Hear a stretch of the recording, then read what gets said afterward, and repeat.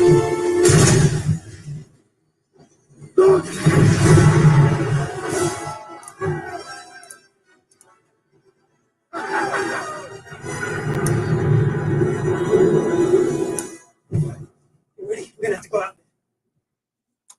welcome everybody to our special episode of, well, it's not really the Daily Gun Show, so I'm going to close this, but that gives us a good thumbnail. All right, so we're going to be taking a look at the Pot of Gold Auctions, which is an auction house here in Arizona, up in the Phoenix area, and I think I'm in here and everything's working, but I don't know if Clover's still out there, but let me know if it's working. I don't see my little wiggles, so I can't tell if I'm getting audio out there or not. It says there's 3 people watching. I guess I don't know what happened here. I will move this over. No, like this. No, I guess I ain't gonna do it that way. Why can't you just drag this open into a new window? That doesn't make any sense. Clover doesn't know how to connect to this kind of stuff anymore, I guess. So Jason's out there. Can you hear? Is it working? There we are. Now I can grab that thing over.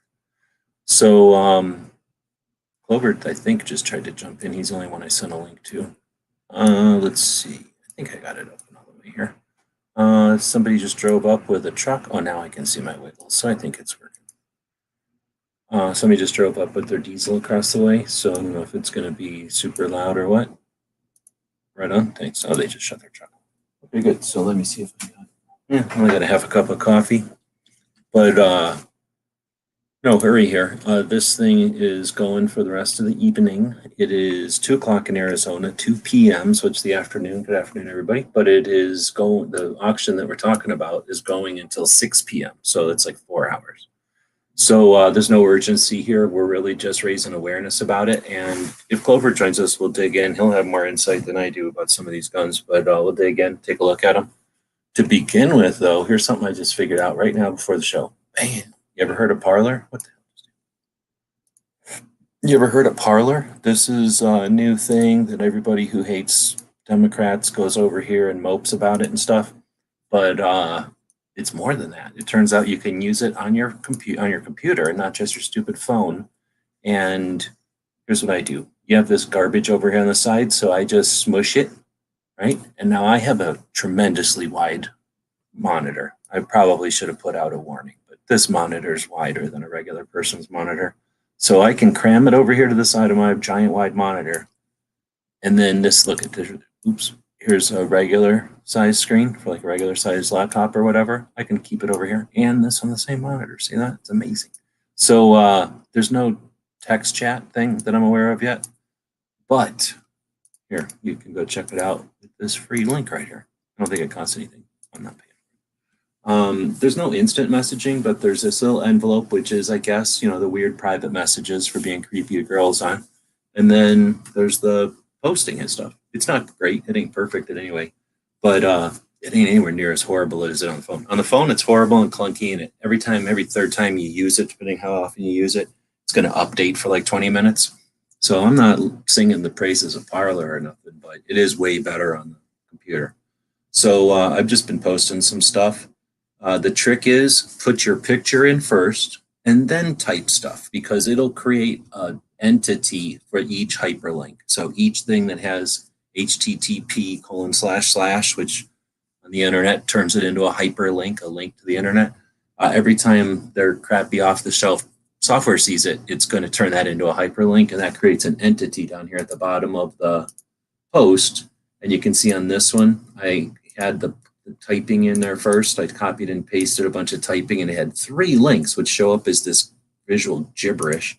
And then finally the picture, which is cropped horribly into a rectangle, just because they decided, hey, you know what? Every platform is using a square, right? Because a square works on pretty much everything, a phone and a computer. But let's make it a rectangle. Even though we're a phone-based application, let's squish everything into a rectangle, even though everybody's been squishing everything into a square for the last couple of years. Who cares? So aside from their idiot crop decision, you also have to worry about their off-the-shelf software puts things in that order. So as long as you remember to post your picture first, like I did here. No, one of these I did.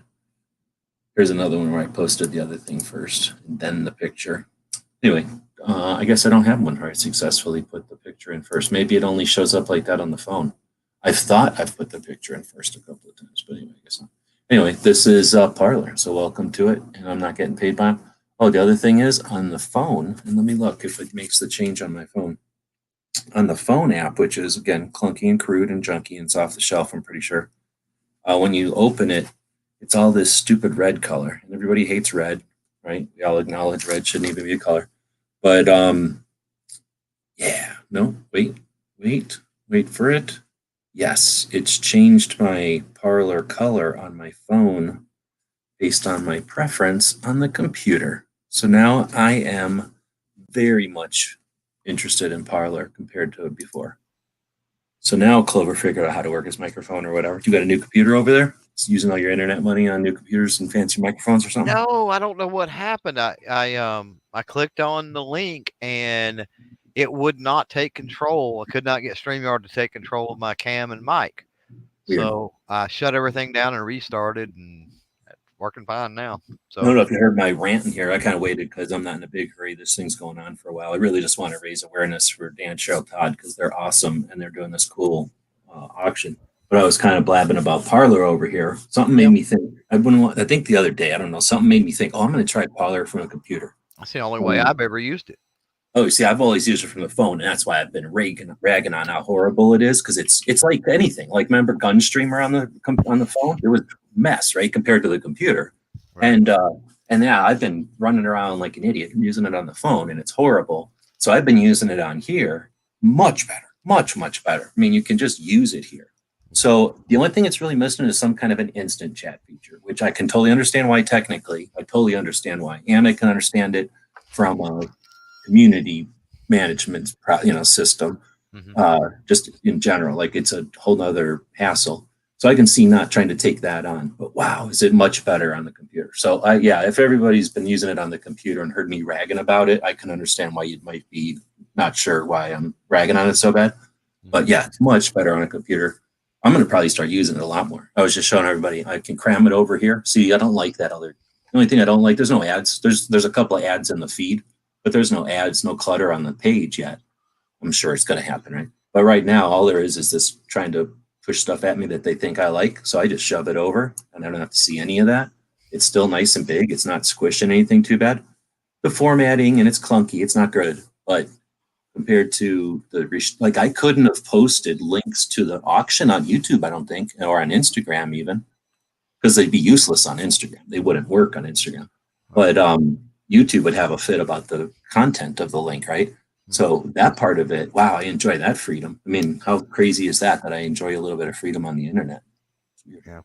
Well, I mean, as far as private messaging, my understanding is you can do that, but you have to be a verified account to be able to utilize that option.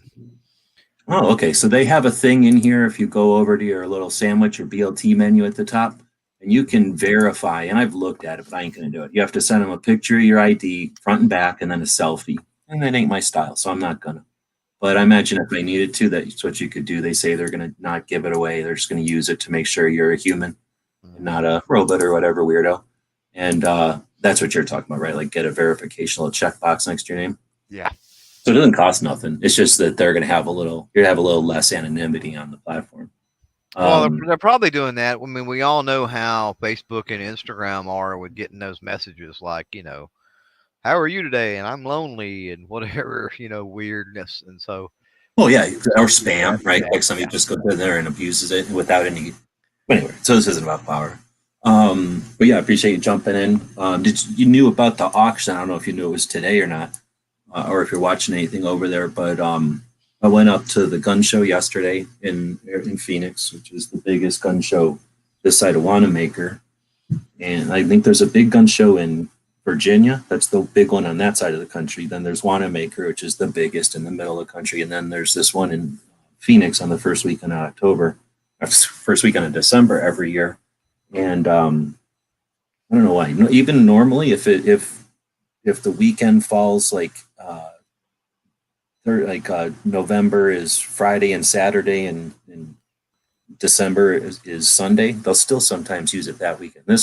This year, they went to the first full weekend, so it was this weekend, and it's at the Arizona State Fairgrounds. But this year, it was not in the buildings like normally. There's these giant buildings that they put cows or something. I don't know if they do it state fairs, but there's these giant buildings that smell like animals.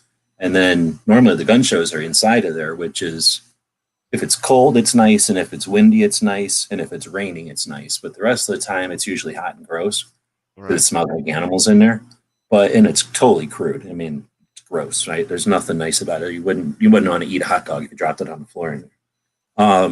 But this time it was out in the parking lot, which made it where you had to park way far away and then walk way far just to get to it. And the whole time you're outside, it was these little pop-up roofs, so then you could put maybe 8 tables under it or something like that. And, trying to make a thing that's designed to have tables under it to provide, shelter or shade or whatever from the roofs. And, with all the poles and everything designed to be out of your way if you're under it. But of course, these are being used to stand in the center, put your wares around the edges. So all the guidelines and poles and all the stuff that would normally be out of your way is right in the way. The glare in Arizona sun, and half the time you're in the shade, half the time there's sun right in your face, half the time you're looking north out of the sun into the shade, and there's blinding light on the products, there's shiny packaging and metal everywhere. Couldn't have been worse conditions for trying to be a collector, just somebody interested in seeing stuff. I walked the whole show, and plus it's about 3 miles in probably an hour, and then I farted around for a while. So I can go through a show. I've been going to shows my whole life or whatever. What's all this about? You can wait for it to be responsive. Exit the page. Interesting. So I guess that's weird. It went dead on me. Anyhow, so normally I can wing through a show because I can see everything, right? And this time it was really difficult I feel like I missed stuff. I feel like I couldn't see everything on every table. And the stuff I look for is always the stuff that's like hidden in a corner of a box because nobody thinks they should have even brought it, or don't think anybody's going to care about it. A piece of ammo or something weird. Anyway, so pretty neat show. And I wanted to check it out, not only because it's the biggest show and I've been going to it since before I was doing YouTube stuff on guns, just knowing that it's a giant show in Arizona. I've been going to it my whole life and being a collector and everything, or not my whole life, but the whole time I've been out here pretty much. Only missed a few of them. So I really wanted to see it, but I just really wanted to see it this year with all the weirdness and the, what's the word I'm trying to say? They're compromise, right? Like they compromised to even put it on. So as much as I'm going to rag about it, at least they put it on, right?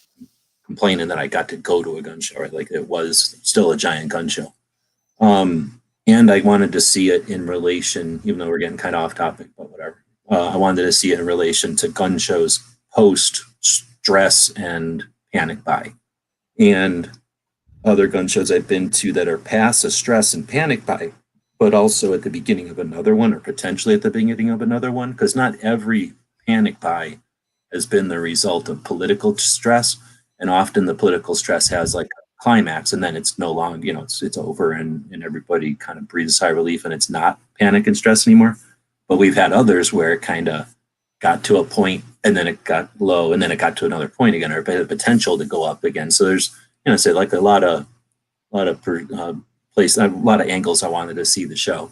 The other reason I decided to go up there, because it wasn't an easy decision. It cost me $50 in gas, just about probably, and then it turns out because it was such a small show and abbreviated and weird, nobody I know went to the show, right? Normally I know somebody who goes to the show, or maybe a lot of people that go to the show, and I'll work at the show. I'll go in and help lug boxes in the morning. That's the best way, because then you get in there before the parking starts getting paid for, and you can just park for free, which is $10, $8, and then I'll help people when they go to lunch or just want to go buy something, and watch their table or something. So I'll get into the show almost always for nothing. I don't know if other people pay for gun shows, but that's your problem. That's your fault, I should say.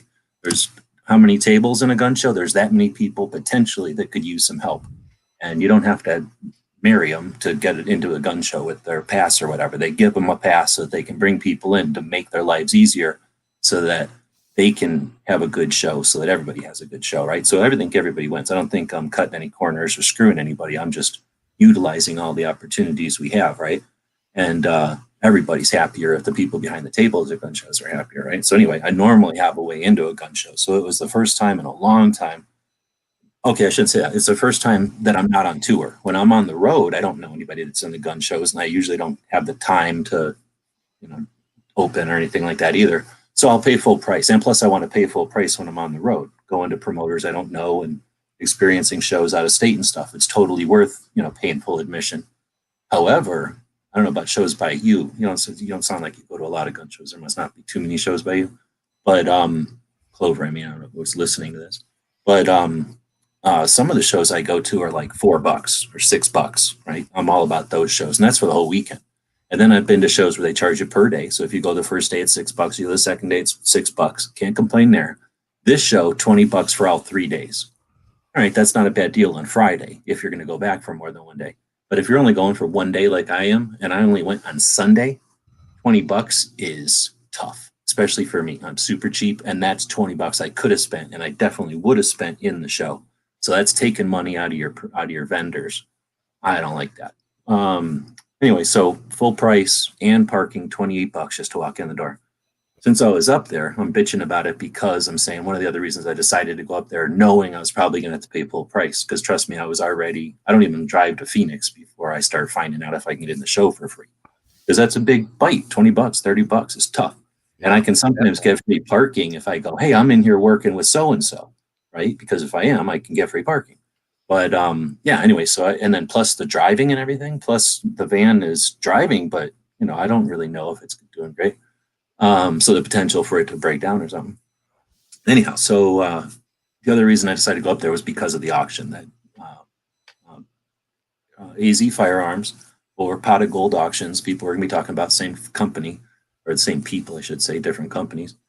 They have many auctions throughout the year, but their big military and firearms auction is right after the Small Arms Review Show.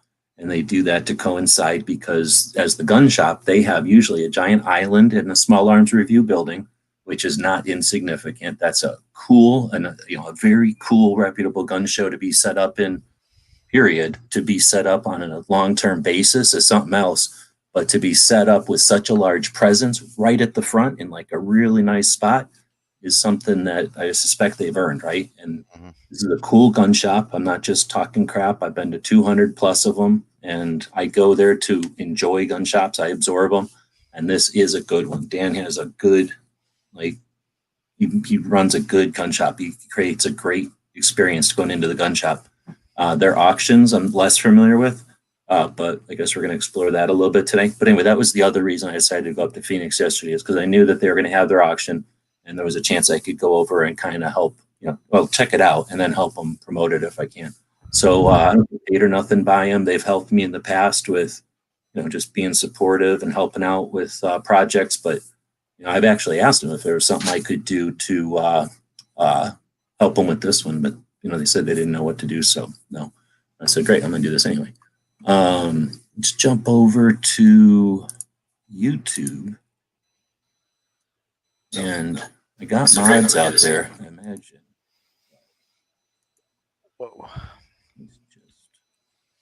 Yeah, I've been looking at some of the stuff that they have over there. They got some really cool, man, they got a ton of stuff. This auction is crazy, but really cool stuff over there. Actually, So all I got to see was some of the knives and bayonets. I got there about noon, and they were just kind of setting up. So they were kind of tearing down some of the chunks of the areas of the gun shop so they could lay out all these auction guns, and they were like getting to work. So I went over there and dropped some stuff off for Cheryl, and then said, hey, I wanted to kind of look around, and then left. So I got out of their hair. So I didn't see it all. I'm going to be experiencing some of the stuff with y'all. But yeah, 341 lots. I figure as much time as we got, we'll just flip this to the 100 view, and we'll dig in. Let's see if I can I open one and then go left and right? Have you seen? Can you do that as a thing? No, it's just per picture. So I found the sorting over there to be kind of weird. Oh, and I was just going to So, see if I was in this one, if I could jump to the next auction or something, but I have to open up each one individually. So we don't necessarily have to open up each and every one, but certainly if you're watching, I have on the screen here the comments of the video we're watching. We have the auction that we're looking at. I don't really have Harlow over here. I'm going to close it actually. And then Clover's in here. So Clover is joining us from Texas. He has a channel here on the YouTubes. He's on every social platform as Clover Tac, like Clover Tactical. And he's a FUD. He likes old guns and weird guns. yeah, Probably baby. knows more about these guns than I do. So thanks for joining us. And I can't open it any wider. It's only going to give us the 5-column wide. So I'll just leave it like this. But You can, if you zoom in, you might be able to get a bigger. You know what I'm saying? People can oh see yeah, it. no, that's a good idea. So I'm going to use my browser to zoom, like he's saying, and then make it wider. And now it'll still be well, it'll be the columns, but we'll be able to see them larger on the screen, right? Right. Yeah, a little bit. And then I can also additionally, you can still hear me if I do this, right? Because you don't need to hear us or see us. Now we got everything as the screen.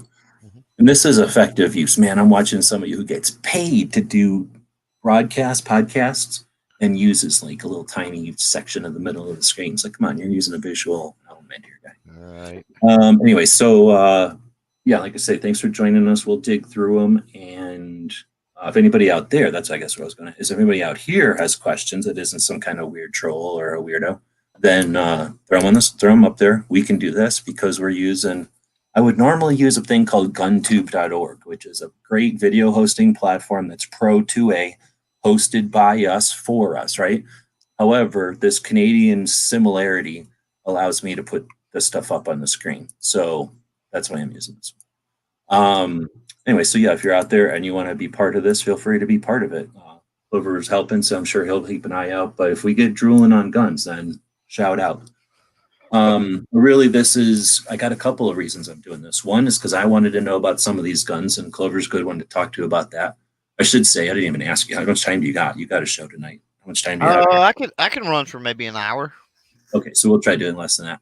But then also, I just want to promote them. And like I say, they wouldn't let me. They wouldn't pay me. They didn't. I didn't ask them for money. I just wanted to help them. But they didn't ask me to do this, and then they probably don't know I'm even doing it. But I'm doing it anyway. And when I'm talking about doing this, yeah, we're doing a live show. But I've posted their auction and their projects here on every platform that I have a presence on. And that's really what my goal is to make sure that they've got some roots and some foundations so that people have a chance to find this and share it so that it can be as discoverable as possible. Because that's the real power of our internet out here, is that we can create mechanisms that allow good stuff to happen.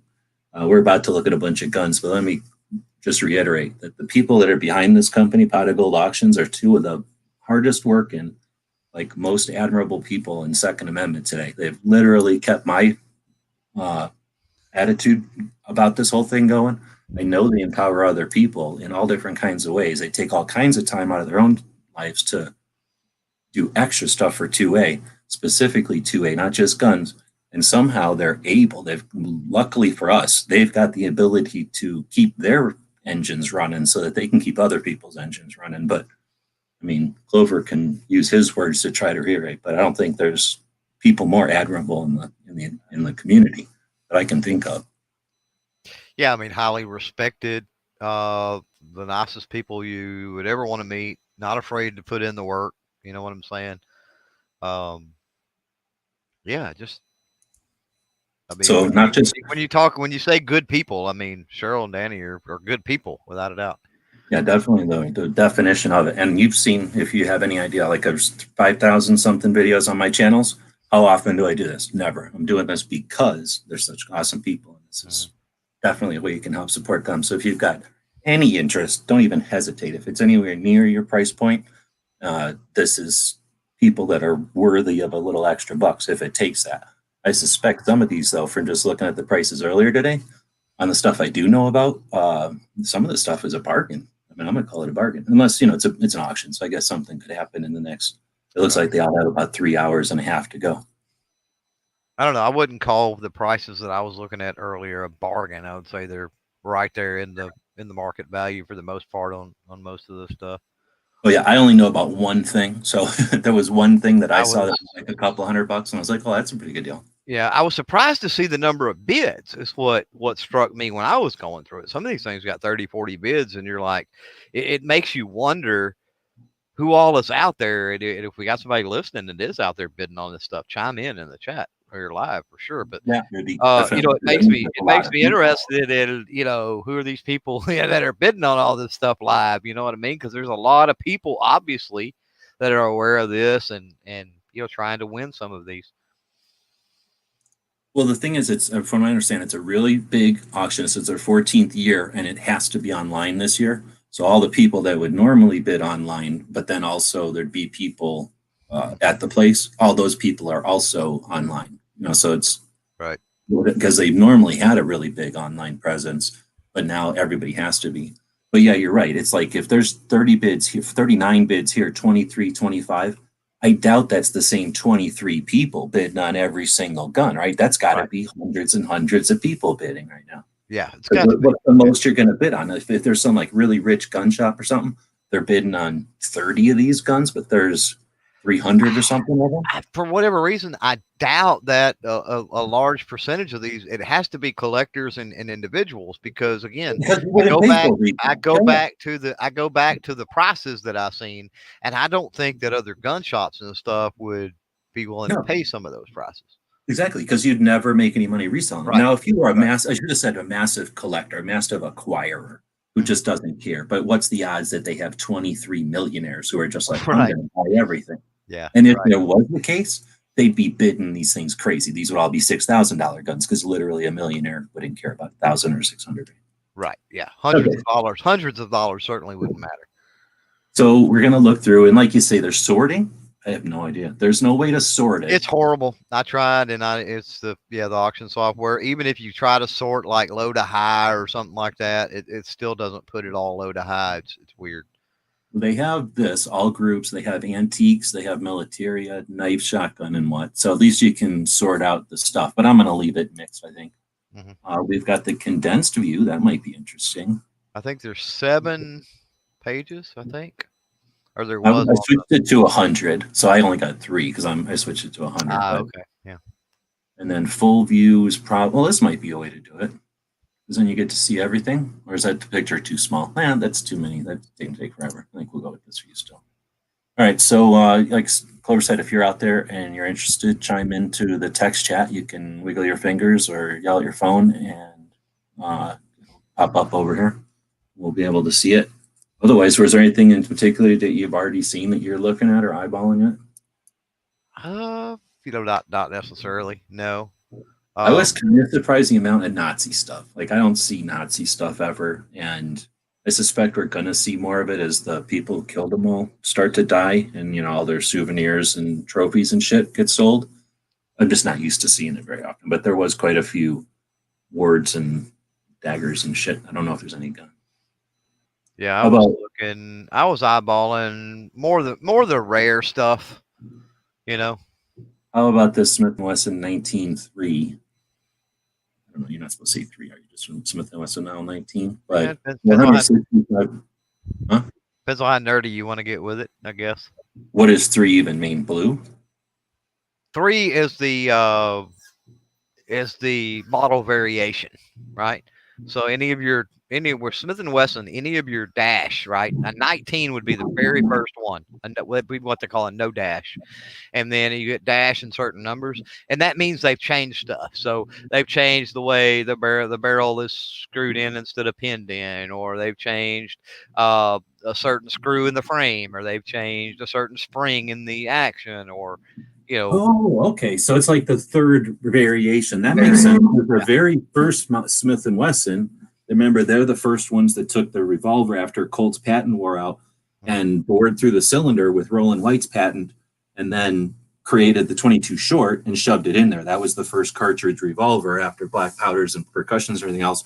So that first one was a Model 1, and then there was a Model 2 second version, a Model 1 third version, and it's like they immediately started being confusing, basically. Well, So and that, that's what now they just do it, or so I say now they've done it for a very long time. But instead of saying the third model or the third version or whatever, right now that's just a dash and then that number. Now, okay, so that clears it up because I was thinking that 3 meant blued or 3 meant silver. Right. Obviously, that totally is different to each gun because if they happen to turn it blue on the 4th variant or if they happen to pin something on the 5th variant, it's going to be per how Mhm. that gun developed or something. Well, they can be something as simple as it's got, you know, that third model had a wood grip option instead of just the plastic grips, or you're Right. right. Exactly. Maybe Or the third blue. model was started being available. It doesn't have to be. You can have a 19.3 blued and a 19.3, let's say nickel plated, but the 19.3 was the first version where nickel was available. You know, things like And that. that's why And as it'll be called the 3 or something. yeah, and as far as I'm aware, Smith and Wesson's the only one that does that, which is Oh kind no, of exactly. And that's why it can be confusing, I think, because SIG is different and Colt is totally different. Now, all I know about Smiths and about old Smiths is a couple of stuff. First, there's going to be no Hillary hole because this one's way too old for that. right. And we can tell that. So that's the first thing on a Smith is a Hillary hole. And that's in 90 something, 94, 96. Smith and West, or basically the Clintons were like, we're going to sue the gun industry. Kind of like what's happening today. If a gun is used in a crime, then the gun manufacturer is at fault because somehow they have mind control over everything that happens with their machines that they sell. So Smith and Wesson was like, "Oh no, please don't do that. How can we possibly, uh, how can we possibly, what's the word, offer a compromise?" And they said, "Oh, all you got to do is drill a hole in the side and add a safety to a revolver." So again, Smith and Wesson made the first cartridge revolver. Colt made the first revolver, and they've never needed a safety ever. The long trigger pull and trigger guard and everything else, is enough of a hindrance to the thing accidentally going off. It can't go off by just dropping it anymore. And that's another reason you can see a little pin here. It tells us it's got a floating firing pin, right? This thing, Smith and Wesson decided, oh yeah, let's put a lock on there. Let's put not safety, I guess, but a lock. Like let's add more parts and a potential thing that can glitch or get a piece of rock in it and not work. Make the gun inoperable. But anyway, Hillary hole. I hate it. I wouldn't have ranted on it if I liked anything about it. I hated it. Compromise, but Well, that's all part of them trying to side skirt a lot of the, they were going after the ability for folks to sue firearm manufacturers, and a lot of different right. things was going on, and that was just a hedge by Smith and Wesson, to try And, to if they throw wouldn't, them a bone. You know what I mean? well, it did, and it did. And if they wouldn't have, then maybe they would have doubled down. So who knows? But it's something that it exists still, and it Right. drives me nuts every time I see it. And you So, normally get right behind to here. so something else interesting about the dash that we should probably bring up is that when you're looking at a situation like this, you don't have the serial number, at least I don't think, anywhere in there. No. And so, how do you date? Most firearms you would have to date through some kind of date code or the serial number. And with Smith and Wessons, you can get pretty close just by knowing the dash. So, like that particular model is 1970, 1971 ish. Okay, so that's interesting. Now it's 75, but this one happens to have the serial number because, okay, so if you don't know, we talked earlier about uh, Cheryl and Dan Todd being great advocates for the Second Amendment. One of their projects, one of the things they've been doing for years now is the Gun Freedom Radio website and interviews or podcasts. And it's an amazing project because not only do they just interview people, and they're seriously people that'll interview a lot of people, but then if you look at the descriptions of their videos, they don't pay any mind to linking to the person or, having a description of the person's projects or anything. They don't go that extra mile to actually complete the work. Cheryl and her daughter do the opposite of that. They do basically a little biography of each person and include that with their interviews. And they do the same tenacity or like thoroughness with their auctions. I mean, can you imagine on a $400 item, most gun shops are going to barely wrap a price tag around this and put it on the shelf. They've got the serial number, they've got their inventory number so you can help identify it. All this information, they don't just go to some website and click, click, click. Like they typed all this. This is amazing amount of work and effort. I mean, I hope it's paying off for them because think of the keyword, think of the clinginess of all this extra work they've done here. But it definitely helps you out if you're making a decision on purchasing something from them before 6 o'clock Arizona time tonight. Let's see. Or Rich was if you're just researching, right? It's a great heck yeah, resource. yeah. This is like an online buyer's guide or a journal or like a, Because yeah. I was spitballing. You said it even had the date there, right? 75. 75, yeah. Yeah. Now I was spitballing at 70, 71. So So without memorizing every one though, like you basically know, okay, and then they changed it to a 4 in like 76 maybe, and then like they changed it to a dash, or they added yeah, the dash 5, I guess, and yeah. All right, so Rich is saying that this is a nice price if it stays. I mean, it has to be. I have never seen a Smith that cheap in years ago, so it can't be cheap, or it can't be now. not a 19. Yeah. Oh, but I was saying before, it doesn't have a Hillary hole. I don't know the floating firing pin. I think they all have that, so it's not a big deal. But it has the pinned barrel, and you can tell that by this little gizmo right here. That's a little pin. So what's the deal? It threads on, and then this goes in, or is it pushed on and this goes in? It's pressed in. Okay, so it's pressed in. Then they drill a hole, just like an AK, and that hole goes through the receiver for sure. But it also just barely nicks the barrel, so it indexes and keeps it from spinning and everything. And that's called a pinned barrel. And then at some point, they just got way better with metal, where they just were able to shove it in there and not need this extra piece. But that's an indication of an old Smith, right? Like a pinned barrel. And I mean, personally, if I'm going to buy a Smith revolver and it's used, I'd rather have a pinned barrel. I don't think it's I don't think it's anything other than showing you that it's old.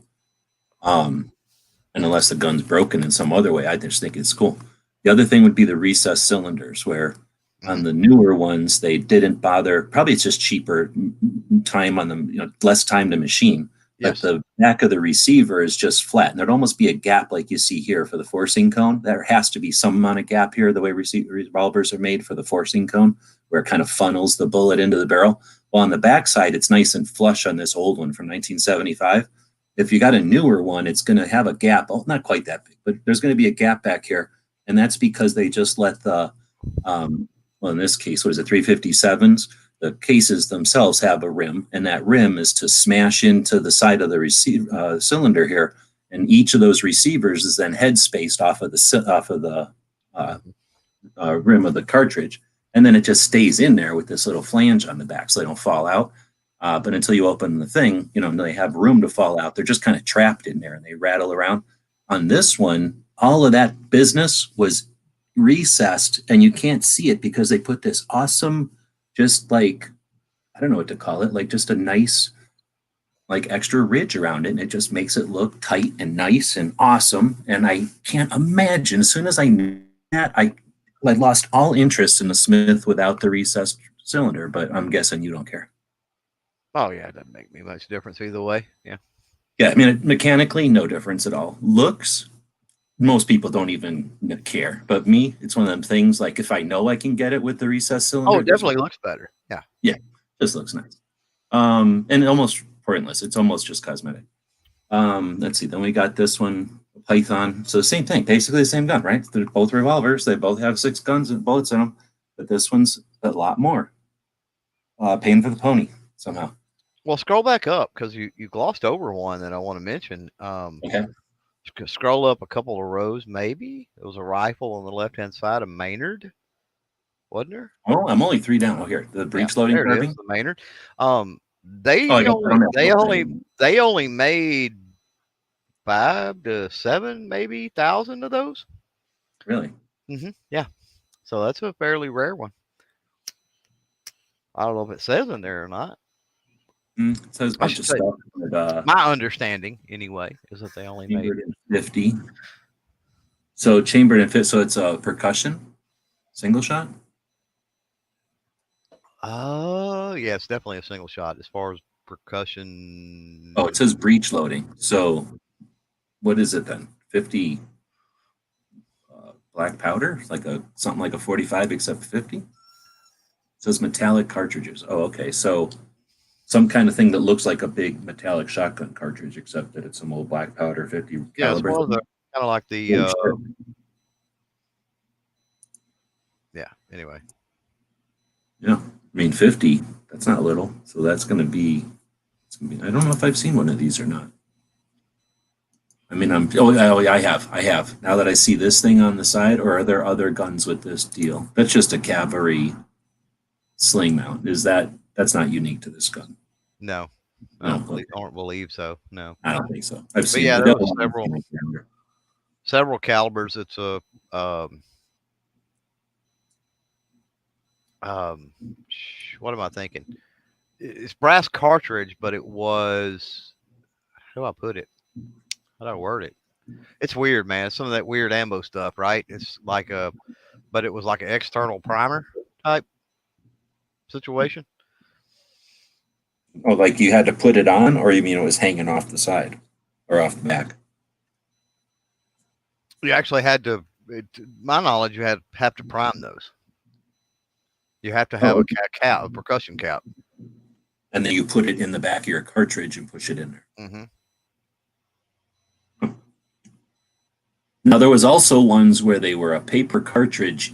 They would modify black powders. You would cut the back or something of your paper thing, and then you'd close it and put a cap on, and then it would ignite the paper part. It would burn all the paper away and then shoot the projectile, and then you start all over.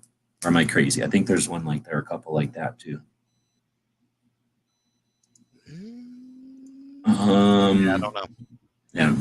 So we're gonna be going through them here. There's definitely a bunch of people watching. If you see anything you want us to stop on, or if you're jumping over there, feel free.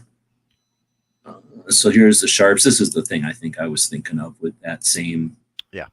carbine or whatever you want to call like sling mount. This is the old sling mounts from horses, basically. Yeah. Man, I'm a big fan of falling blocks. I don't really want one. I just like fiddling them with them whenever I get around one. And then I Right. put it down and I don't really care anymore. But I like them. They're neat. I mean, as far as like actions and stuff go, they just seem like you can just tell like they had nothing else to do and they're like, we don't know how strong metal is yet. We kind of think we know how strong metal is, but let's just put a little extra just in case. Like just it's like a giant cannon that they shrunk down. It's like before they started before Browning had his chance to get them refined, I guess. Hmm. Here's a Smith Model 2. Yep. Interesting. Bunch of Lugers. Here's a squeeze cocker for $2,600. I guess I don't have to keep opening the window. I can just click on it. Wow. I could have bought one of these for a lot less than $2,600. I don't know. There's definitely a collector's group of these, and there might be something about this particular one. It's new in box. That's got to be helping it. Oh yeah. But I never liked it. I mean, I knew one guy who, man, he just loved that gun, and I felt bad like not liking it in front of him. But he was like, "Oh, this is the best shooting gun. You point it and it shoots exactly around." I'm like, "Good for you, maybe." But Right. have you shot him? No, I never have. Oh, it's. Can you imagine? This thing is not easy to squeeze. Like it's deliberate. Like you're not just. It's not like the back safety on a lot of guns where you like on a 1911. Right. There's you just touch it and it's just moving a thing out of the way. It's not really doing anything. This is deliberate, and Yeah. because of that, you've got three fingers doing something that's different than your trigger. I hate it. It's interesting. It's unique, but it should have never got anywhere. $2,600. That's people that are paying for the H&K. Right? Wow. Yeah. Oh yeah.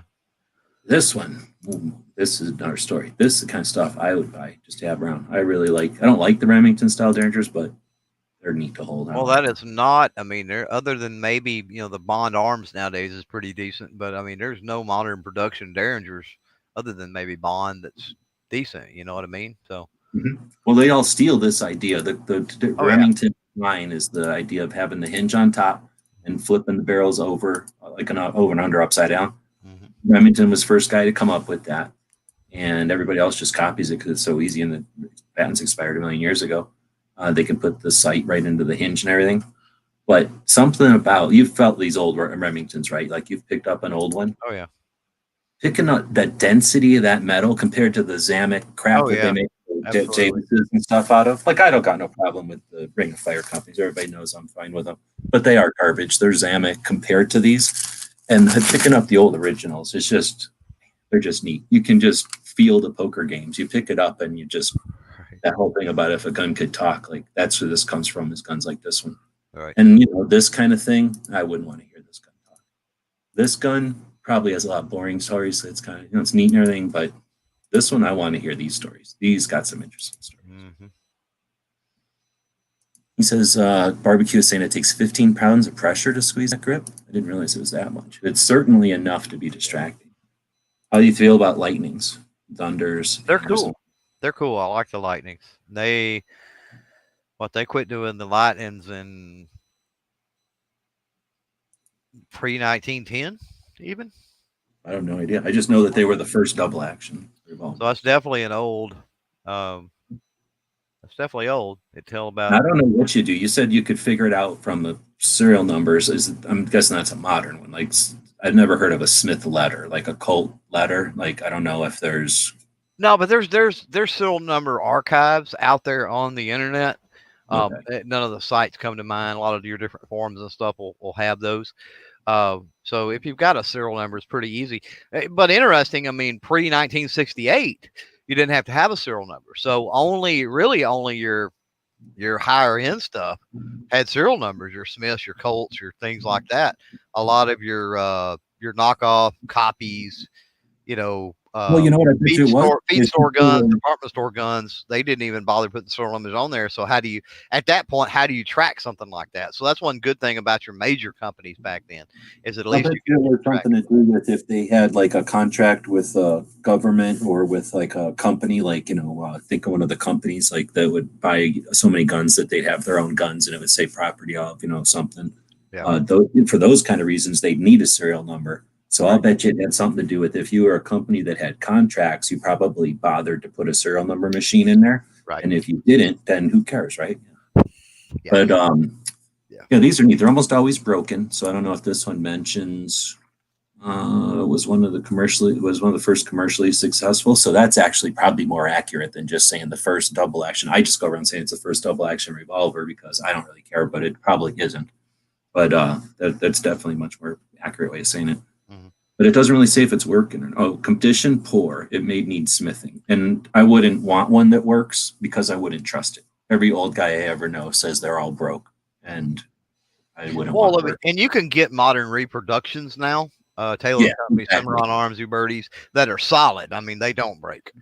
And that if you want this, like, go get this and leave it there, but then go get your fancy one, like you're saying, and shoot it. Yeah, now, if you want a shooter, if you want a shooter, get a modern production. Yeah. $240, even if this is not in good shape. This has the nickel all flaking off and whatever, and the grips are scratchy and stuff.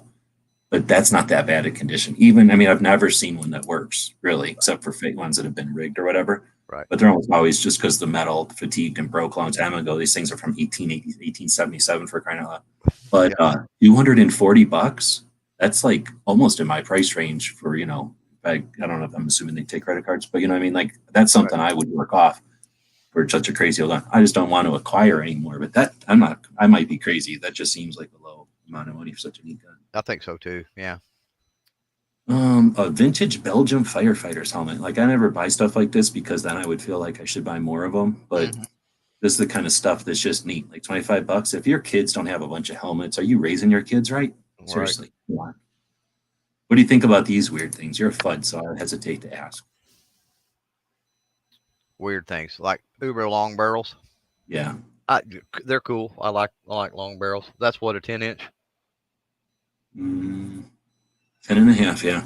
Yeah. Features a checker, yeah. So 44 Magnum, it doesn't look too goofy. It's not like obnoxious. It's just for probably shooting competition or something. That or hunting. Yeah. A good it's revolver. adjustable up front though. I don't know if I've ever looked. Probably never looked at one enough to know if that's a thing. I've never seen it before. An adjustable front on a long 44 Magnum. That's what I said. Probably target or hunting. So this thing's kind of neat. I wouldn't want them unless I was like Dan Davis and just trying to decorate the walls with them. Well, I tell you what, if you're a Star Wars fan, right? That's essentially a Tuscan Raider rifle. So it is not like one of them. It is kind of for $375. I would not ruin that for. Well, those are mocked up. You know what I mean? That's the base they use for the Tuscan Raider rifles, and then they redo the lock and make them look different. From what I understand, these kind of guns have always been since the beginning of time, have always been just gaudy things made for tourists. Very ornate. And where they made these things literally is where they made the movie. So I'll bet you they could just go to some bazaar and buy these things for fucking $1 or whatever, right? Right. Yeah. Rig them up for the movie. Same with them guns. Thinking of the like all them Nazi guns they used in Star Wars. I'll bet they could just go get those at some African surplus store for $50 where they filmed the whole thing. It's possible. Yeah. Never thought about that. Yeah. All right, here it is. Ugh, I gotta click on it, otherwise I'll get hate from the 9mm crowd. A Beretta. So is this a good price? It seems like a good price, but I don't know. So what was it? A 92S? 92S, 9mm, Italian made, and it's got 4 magazines, it looks like. Wow. Those are fake. Three what's the, shitty aftermarkets, Yeah. and I don't know if that's real. what's the bid on it? It's only like $500, $580. That's not a great deal, I guess. Yes. I thought maybe it was an old one or something that people might want. Classic had some of the Italians here not too long ago at just a super killer price. That's the thing about guns, and I'm glad that that happens to 9mm people, because I'm sick of it always happening to AK people, where you're sitting around collecting or trying to acquire stuff that's cool, and then something's impossible to find, or it's like totally rare, and you bite the bullet, pun intended, because of it's our channel, and then you pay too much money for a thing so that you can either complete a collection or get a step closer to feeding your addiction or whatever, right? And then somebody's like, "Oh, these are popular. You sold one for $7,000. Here, I got a shipping container full of them that I've had since they were built, and they're brand new in the box. How would you like these for $1?" And that's what happens, and I'm glad that happens to 9mm people also. Right. That's just what's going to happen. Like, there's going to be some warlord, literally a warlord, who'll have a cave somewhere, and he'll pull out of a box somewhere in that cave a crate of something that you just do too much. Yeah. And it's an unopened crate because he's a warlord and he stole it from somebody back in the day, like from the factory. So. Well, they're forever finding stuff. A lot of what it is people will, most of the time it's companies that buy property. They'll buy like old buildings and stuff, and then they'll figure out that there was a bunker beneath it with cases of old milsurp stuff or whatever, and it belongs to them now. They bought it. You know what I'm saying? They bought the land. They bought everything. And then so they of course find a importer or whatever in the United States and sell all that off. But yeah, it's interesting how that is, and it happens with other things besides just firearms. I've got a pipe that was brand new, but was actually built back in like the very early 1900s in France. And what it was is it was this pipe maker back then. And he made pipes for Lord 10, 15 years, went out of business, and somebody bought, the building he was living in, operating out of, or whatever it was. And somewhere in the basement was a case of pipes that he'd ever sold. And this company picked them up and was selling them off at a pretty good buy, considering that they were brand new, 100-plus-year-old pipes. Well, trash and treasure, right? Gold, another man's treasure, whatever. Rob was saying, can you link to that auction? No, because it's YouTube, and I don't want to infringe on any weird thing. So it's Pot of Gold Auctions, right? Pot of Gold Auctions. And when you go there, it's fairly obvious that you're on it. So the only thing is when you first go there, they have more than one auction. So click on the one for December 7th today. And then all I did is switch it to 100 per page. And we're just barely scrolling down the first page here. Mm-hmm. So no, I'm not going to link directly, but definitely go there without the link. That's what it's all about, is raising awareness about it. Here's a quick draw. Interesting, a modified quick draw with the hammer straight up. Oh, nice. Is that factory or is that just an aftermarket? Part? That I don't know. I would assume aftermarket. It says not for standard ammunition. Has an aluminum barrel and receiver intended to be fired with low pressure wax projectiles. Nice. Oh, okay. Neat. So it's made to fan, and it's $400 for exhibition and competition purposes, basically. Yeah. Probably movie work. This is Arizona, so I know that's true. With some people that do the movie stuff. And when you think of movie stuff, oh no, you know what? That doesn't look. Doesn't look anything like a mod. That looks like it's made to be there.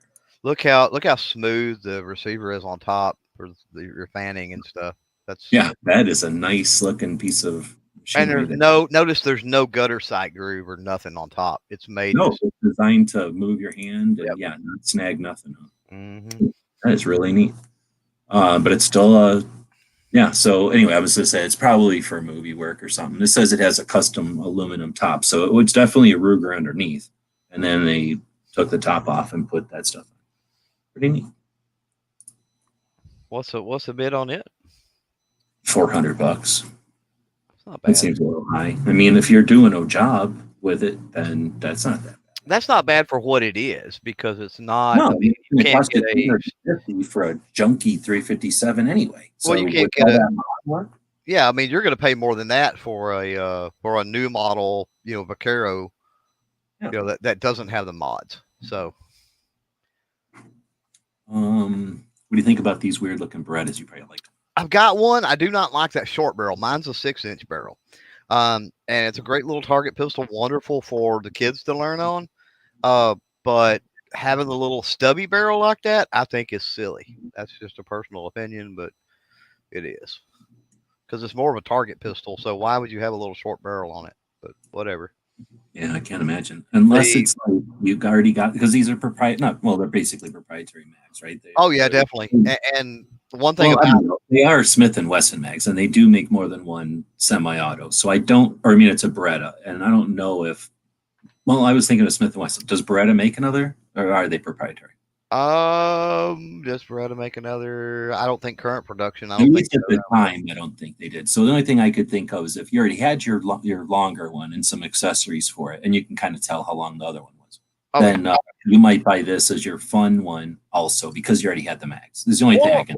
Or if you were shooting, if you really liked it and you were used to the manual of arms and you wanted to Right. go from Yeah. like bullseye into like still challenge, some type of speed still with it, I Or mean, carry a it hunter probably or work. something, and yeah, But and you like it was your gun. but I'll Maybe. tell you something about those. The mag release is above the trigger on the right hand side. So if you're left handed, it's not left hand friendly. Oh, he's saying here's another Maynard Mm-hmm. Wow, with military cartouches.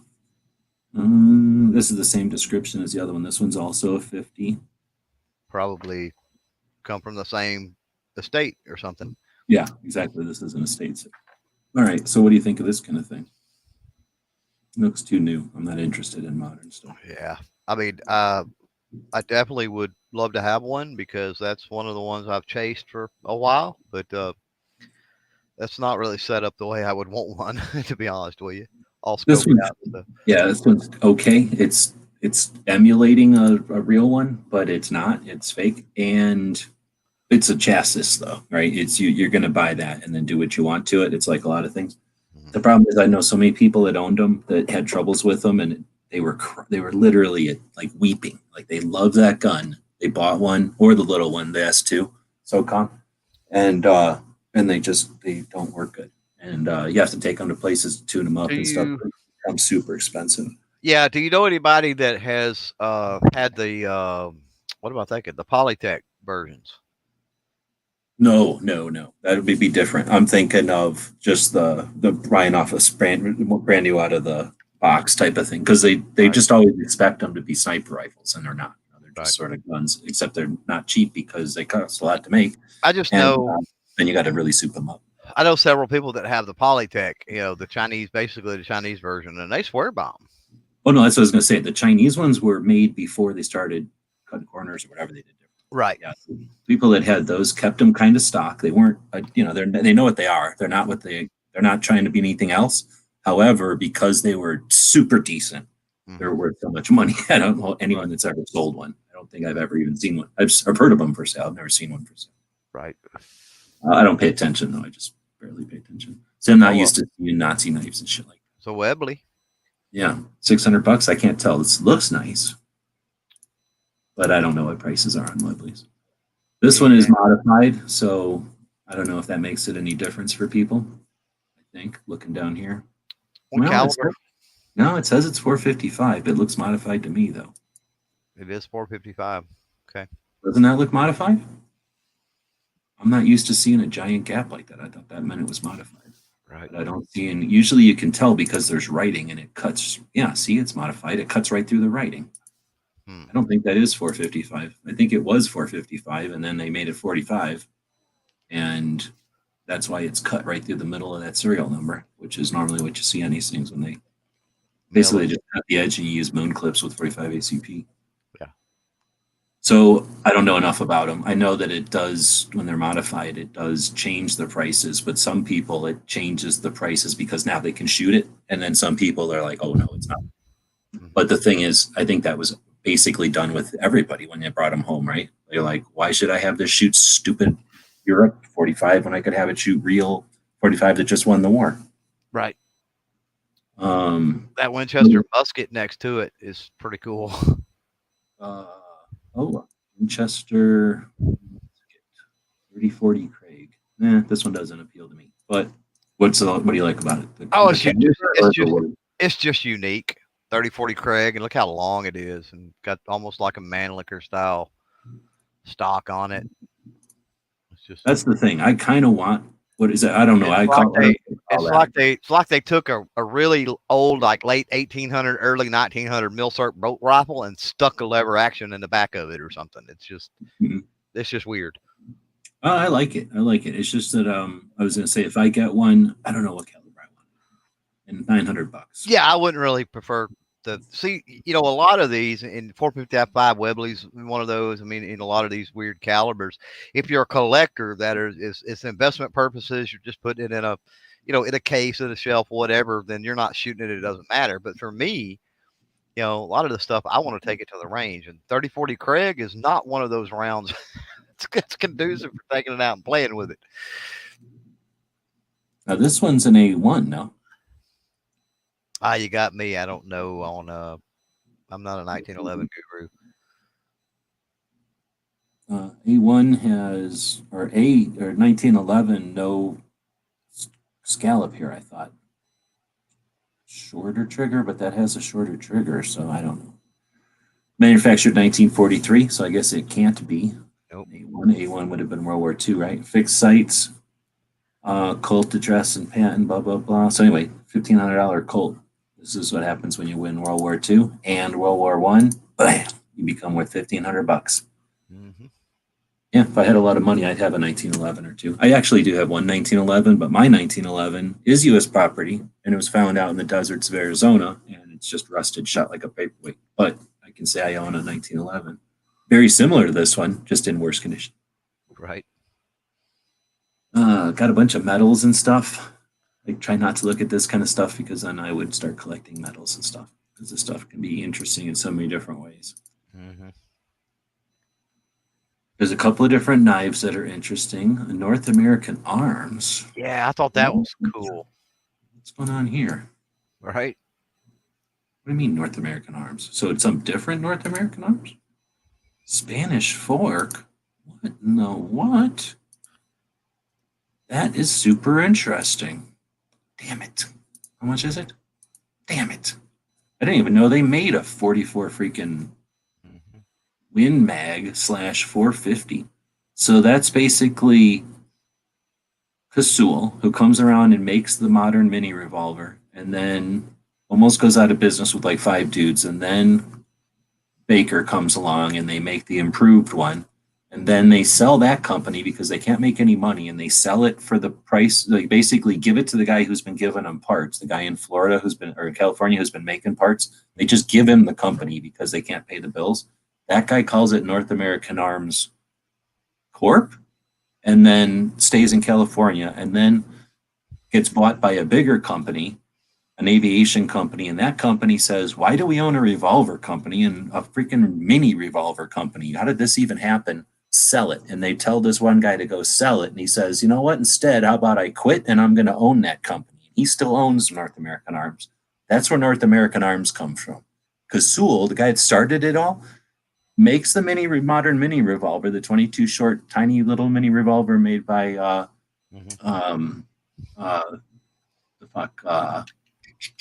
Rocky Mountain Arms. Turns it into North American Arms with Dick Kasul or with Baker from Freedom Arms. They sell it to, then they lose it to that guy in California, right? Tally.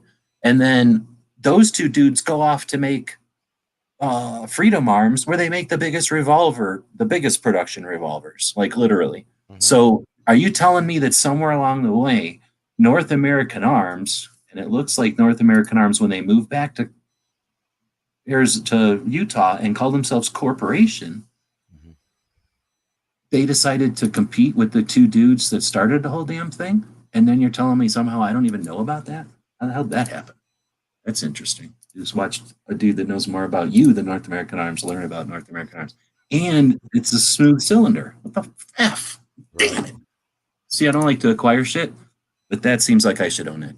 Right. I really don't want it, but I feel like I should own it. I feel like they should pull it from the damn thing, tell all those bidders to F off and give me that gun.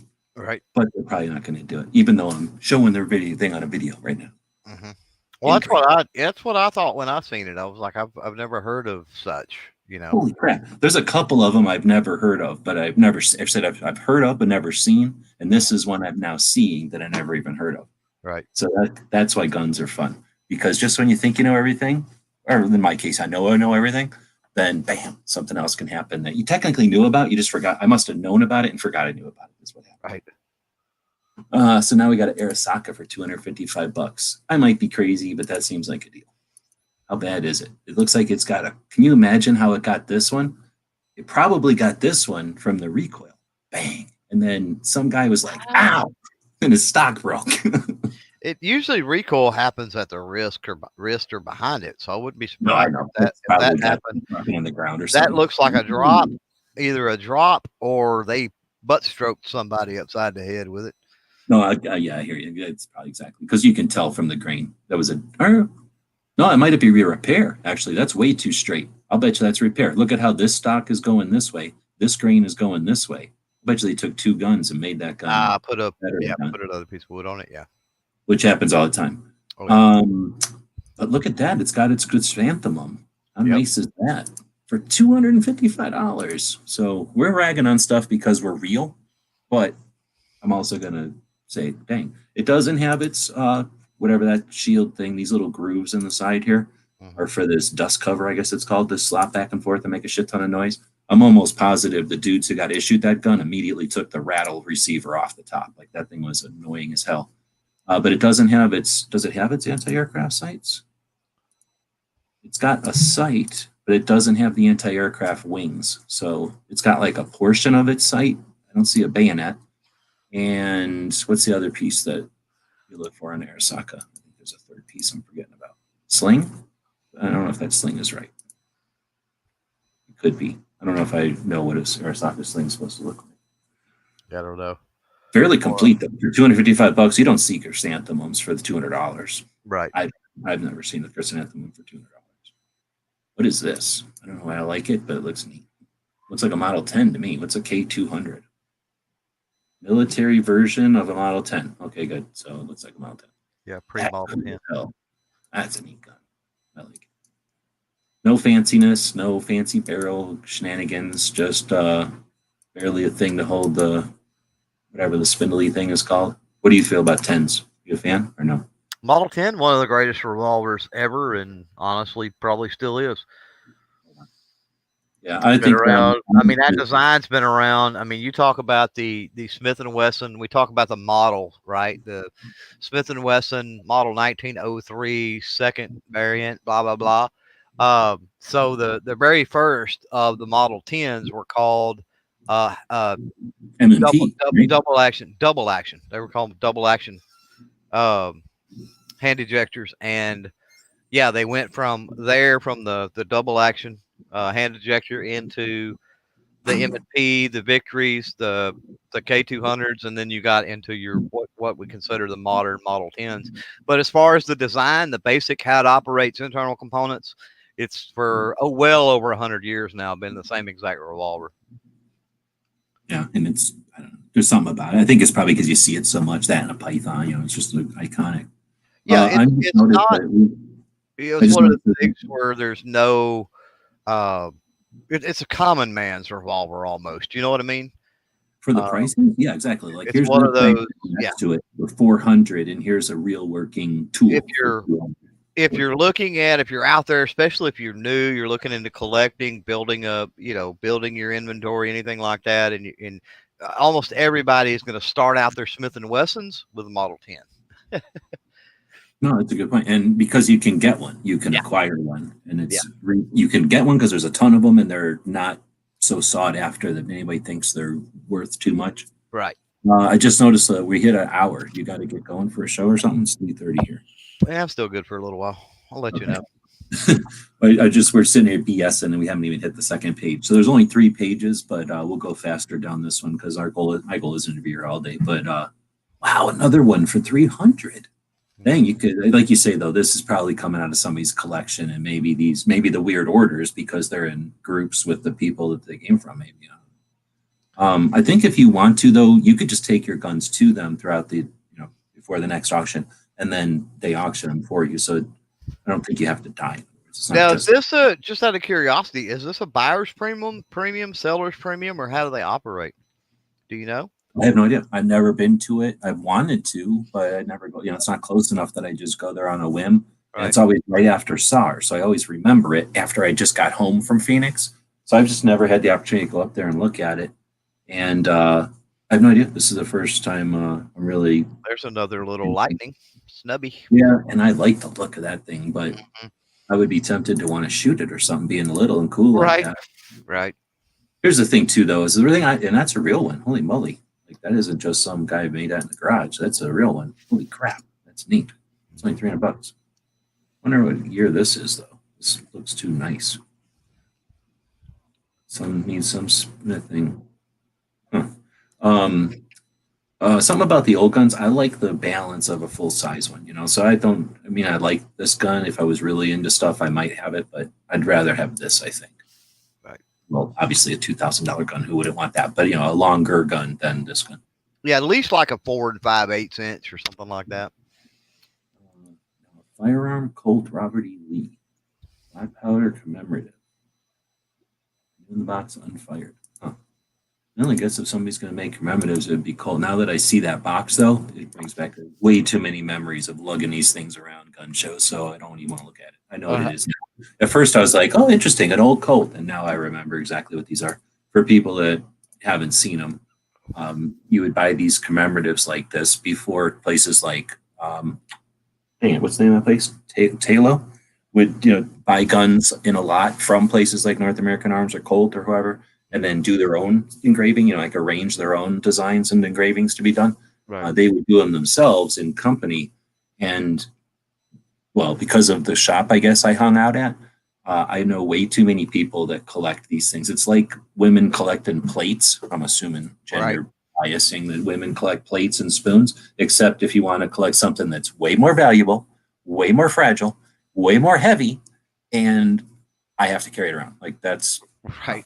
These things are a pain in the ass, and they stack like Legos, but they get really heavy, really fast, and then people get really upset when you knock a whole pile of them over. And they break all over the place. Like nothing about this is designed to fall over in a big pile. It all gets to jarred around and broken and stuff. Let's see. So we got another German gun there. That's a hand solo blaster. Mhm. $500. Am I crazy, or does that seem like way too cheap for one of That'll these? go up unless there's a conditional issue or something with it. Which That's true. It might be totally broke or something. But still, even if something like this is like completely bad, like a collector wouldn't want it, an actual recreator, or if there's something totally wrong with it, somebody will still go, I've seen it before, I'm buying it. And in this gun, hand solo, I'm buying it. You know what I mean? Like you would think any dumbass would buy any version of one of these Mausers. Mhm. But I don't know shit about them, so maybe that's a bad one for some reason. Yeah, I noticed there was a competition rifle up in there. There's a lot of those, which is This interesting. one? Or different? Yeah. Yeah, those kind of things are, sometimes you can get these things for a dime a dozen because they're sort of usually set up for the guy who shot him or the gal that shot him. And that's like buying somebody else's golf clubs. What's the odds that you're going to work with them? I mean, it's not like you can always just take them apart. Mhm. Most of the time, a gun you can take apart. If anybody's got anything out there that they want us to stop on, I'm trying to not go so slow this time. Oh, a sword. Oh, this is a dagger. I thought it was a sword. I kind of want to, the swords like Three Musketeers, like where they'd sword fight and they're skinny like this. A rapier.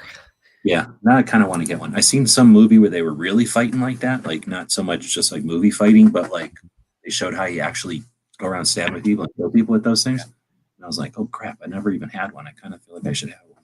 There was a Nam era M1 up there. Vietnam era. Oh, this one, Vietnam era M1 carbine. It says USMC on it. Does Ghost have to buy it if it says USMC on it, or does he just get first dibs? Somebody should message him. I think it should be a requirement. Yeah. I know he's able to walk past things that say USMC on it. I just don't know if he likes to walk past things Right. that say USMC on it. Now this one says N on it. That probably means something. I'm guessing that's why they took a picture of it. Yeah, there's all kind of markings and what they mean. I don't. That's a Cycle Camp could tell you. He's a walking encyclopedia, that sort of And stuff. speaking of that, thanks if he's out there, he's not listening, but he sent me a Christmas card. So thanks, I don't do that kind of stuff. But usually people's wives send them. There, Rich Wright's out here. Got his today too. Thank you. I don't know. I feel bad. I don't like to look at M1 carbines because I feel bad. I grew up with them and I don't appreciate them, or I didn't appreciate them, and I probably should have appreciated them more. But I was like, when I was a little kid, we had the Grand and we had the carbine and we had the Springfield. And for me, it was like Garand or Garand, Springfield, carbine in that order. Like the Grand was the boss and the ruler and won the wars. The Springfield helped, and the carbine watched. Right. So I never paid much attention to the carbine, and I feel like I could have spent a lot more time with the carbine when I was younger. My grandfather cursed the carbine so much. Oh yeah, I've heard you talk about that where you didn't have much love. Now I'm guessing then did he even have one? He was in Korea. No, he never had one. But anytime that anyone ever had one or brought it around or whatever, he went off on his rants. And he was in Korea and he talked about the number of people that died because of the stupid M1 carbine, as he would say, and Yeah, it was insufficient. yeah, and that's the kind of thing you're not like, I don't have any interest in owning that. You know what I mean, like there's things that just He was like, if you were no, standing out there, no. he's like, if you were at 100 yards with a t-shirt on or 50 yards with a t-shirt on, cool. He's like, but at 75 or 100 yards with all your gear and your other stuff, he's like, it's not enough. Right. Well, it's basically a 9mm coming out the end of a 45 or 357 Magnum looking thing. Yeah. Right on. I also sent Mystic a care package. That's all the girl patches I think I have. So okay, she got a bunch of girl packs. Mm-hmm. Figure she's a girl. She might like girl patches. Oh, snap. Speaking of swords, I think this is the kind of sword I'm talking about. But I have no idea. I'm not really into swords, although I think I might have a dozen swords. Mm-hmm. It's a high standard. You don't see just a ton of high standards much anymore. No, I went to an auction. Speaking of high standards and auctions, I went to an auction one time. I don't go to auctions that often because I can't be trusted and I'm not good at them because I spend way too much money. Right. And we went down to this one. It was supposed to be a gun auction, and it was in this like little town south of Tucson towards Mexico. And me and two other guys went to this. And the one guy was from the shop, and he had an unlimited budget. Buy whatever you want because he's working for the shop, right? And everybody trusted his judgment, so buy whatever you want. We had that guy on one side of me, and then a friend of mine on the other side of me. And my friend was looking for a Glock. We have a little Glock 10mm that we pass around amongst each other. That came from that auction. And then a little 22 short version of one of these came up. And I think it was me. So what did I pay? $30 or something for it? I didn't pay nothing for it. So anyway, I had one of these for a minute in 22 short. And I was like, cool. Now I have a giant gun in 22 short. Mm-hmm. But it turns out people like old guys can't get enough of these. It's like old guy candy. Right. So I sold it because I paid like $30 for it and sold it for, I don't know, 200 or 150 or something. Oh yeah. High standard is a acquired FUD taste for sure. But yeah, the people that had them when they were younger, it's like having a 1022 or something, right? Sure. It's like whatever your gun was when you were a kid. So, and the thing is, probably when you're a kid, if your friend or your cousin or somebody had one and your mom was like, nope, then, or your dad was like, nope, then you're buying all of them when you're older, right? Right. Yeah.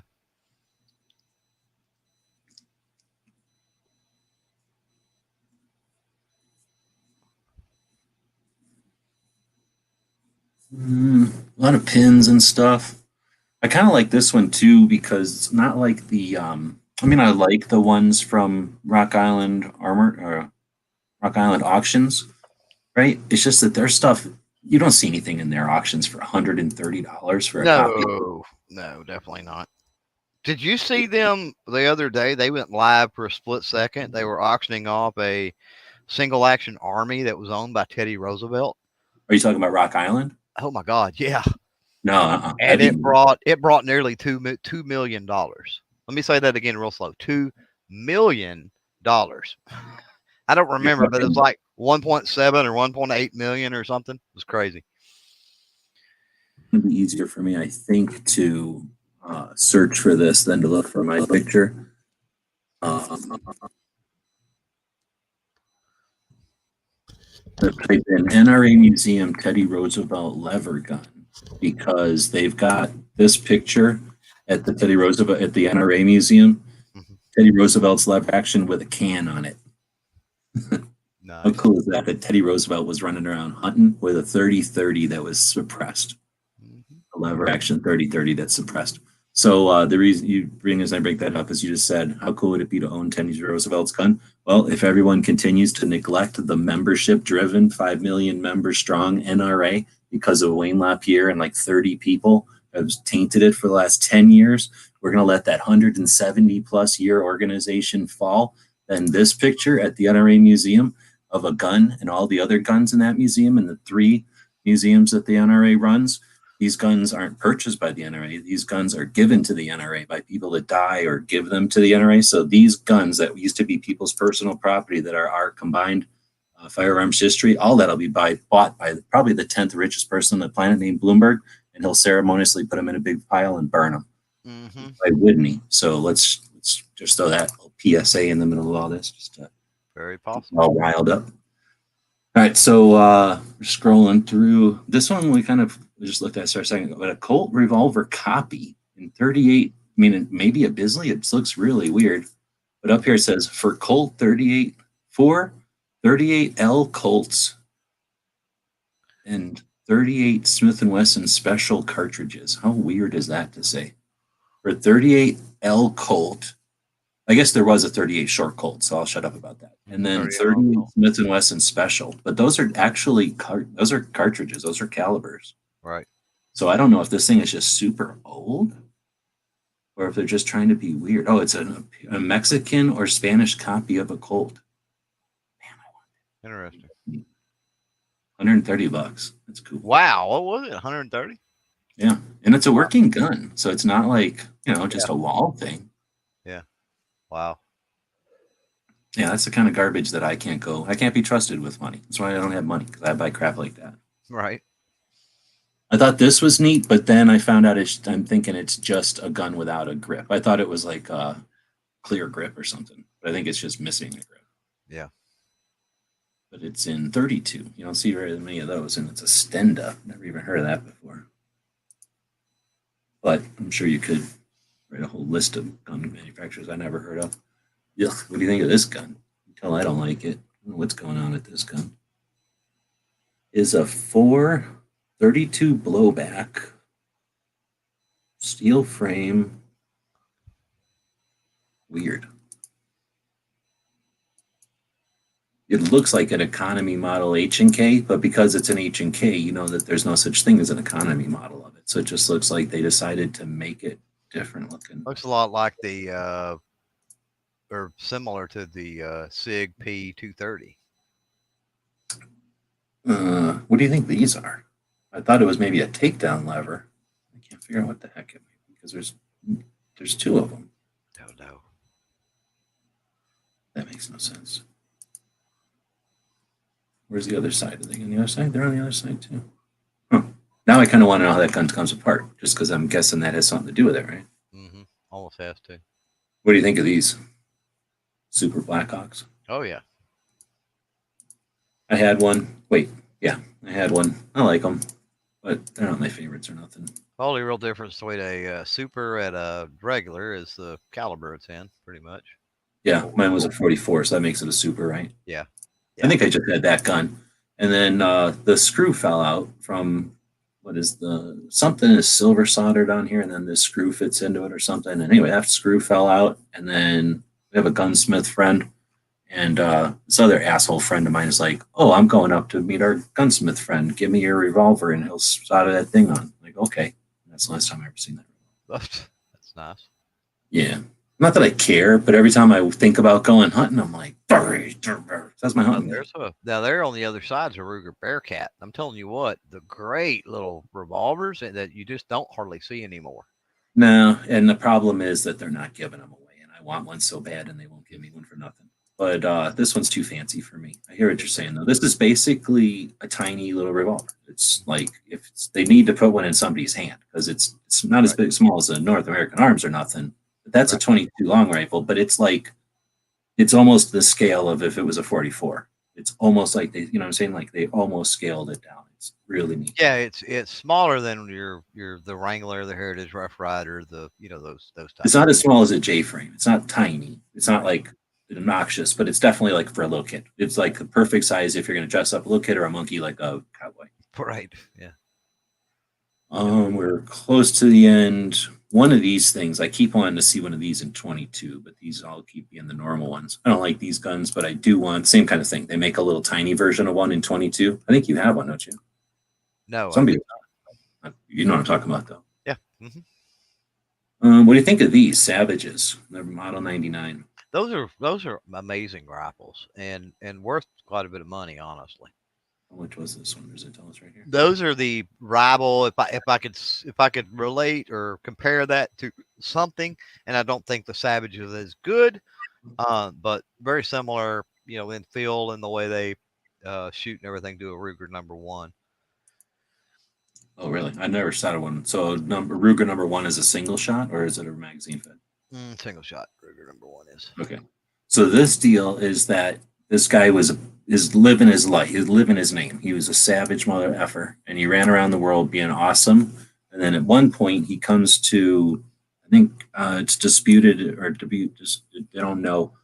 Depends on which history you read. Either went to Bermuda or England after coming back from Australia, and somewhere around there, he decides to try to make a rifle for England's military or something. And England was like, oh no, it's not metric enough for us. Right. So he doesn't sell it to them. So then he hooks up with, I think, Winchester. Mm-hmm. No, he hooks up with Remington. I think it's Remington or Winchester, and he modifies his gun. And this is the Model 99. And so in 1899, he comes up with this, and our government's like, nah, we don't like it. So basically, its deal is it's a 1022 mag. It's a helical mag, right? Or is that what they call it? Helical mag. Rotary mag. Rotary mag. So it's basically a 1022 mag, except in real caliber. And this one's 303. The first one was some other caliber back in the day. But basically, his deal was like, I want the gun to be weighted. Winchester and everybody was throwing the rounds up here. Remington was making single shots. So Remington and him had this idea that guns should be balanced back here. Winchester was like, no, you need to put your magazine up through the front here. So your gun needs to be weighted up here somewhere. Well, he's like, no, I want it to be weighted here. So he makes this rotary mag and shoves it in here. Actually, it's not removable, I think, right? It's just you push the gun through the front. But it's in there. And he invents that. And this is like, okay, you just made a new type of gun, but nobody wants it. So good. It sits on a shelf for like a minute, because then they invent they invent smokeless powder, and guns go from being wimpy to heroes, right?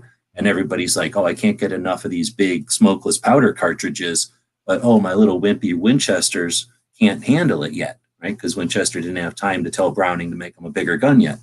But Savage is sitting right here with a gun that can handle all that. So his gun was made just in time to be like the hero nobody knew they needed yet. And then boom, at that point, he's like, I'm too savage to be in the gun business anymore. He leaves the company and he goes and invents like radial tires or something before, well, he has a bad end of his life. But anyway, cool dude.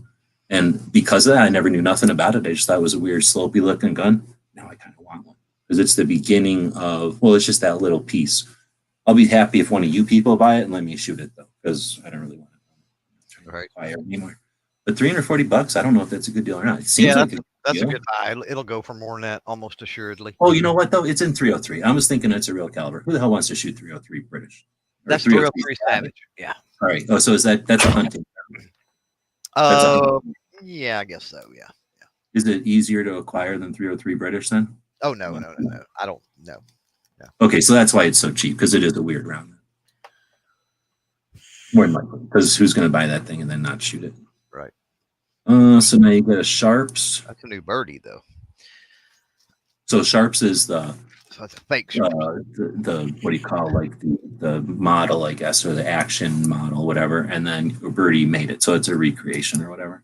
Yeah, it's a good one. But that doesn't make it any less expensive, right? These are not cheap. No, or well, Birdie does. You know, Birdie does stuff for dozens, literally, of companies. So they're world renowned for their reproduction stuff. I can't tell if that's a good price or not. For 4570, that seems like a non-historic cartridge and more of a usable cartridge. So it seems to me like that might be a fun gun to hunt with or just Oh yeah, go oh yeah. have fun with. Nobody needs to buy this. Come on. But that's funny. Let's see. This, so, I'm going to look at this. And the first thing I look at is that, okay, it's got the two-tone deal on the scabbard, and then this is just a Romanian garbage, nothing, right? So then I read the instructions, and they go, with the down arrow, they go, it's a Bulgarian AK-47 bayonet with scabbard. Yeah, so they knew what that was. And the second one is a Type 1. Yeah, it is. And then ground baking, blah, blah, blah, this and that.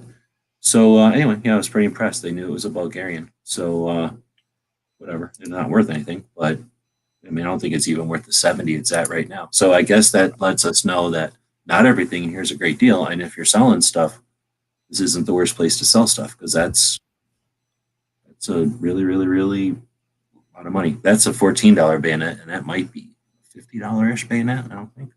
So like you said, you were asking before about the buyer's premium stuff.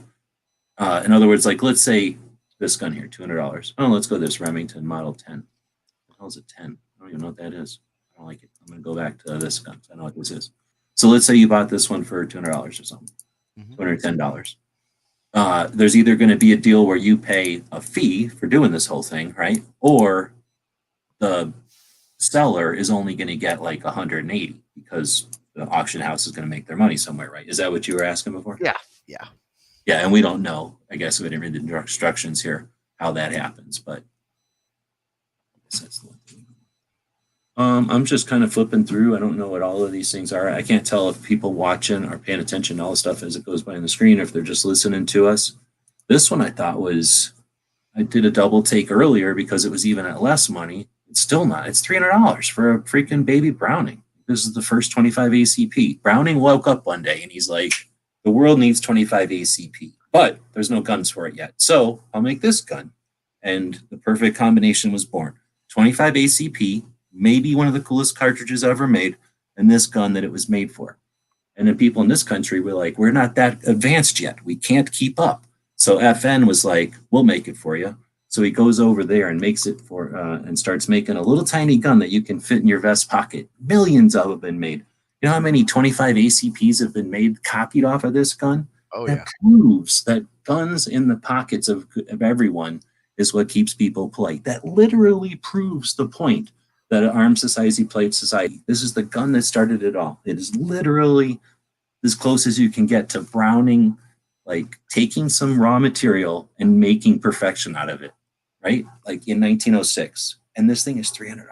How the hell can it be $300? If I'm not trying to acquire, but damn, that's a good price. You can't even buy a cheap ripoff. Well, not cheap. You can't buy an expensive ripoff for anywhere near that price today, I don't think.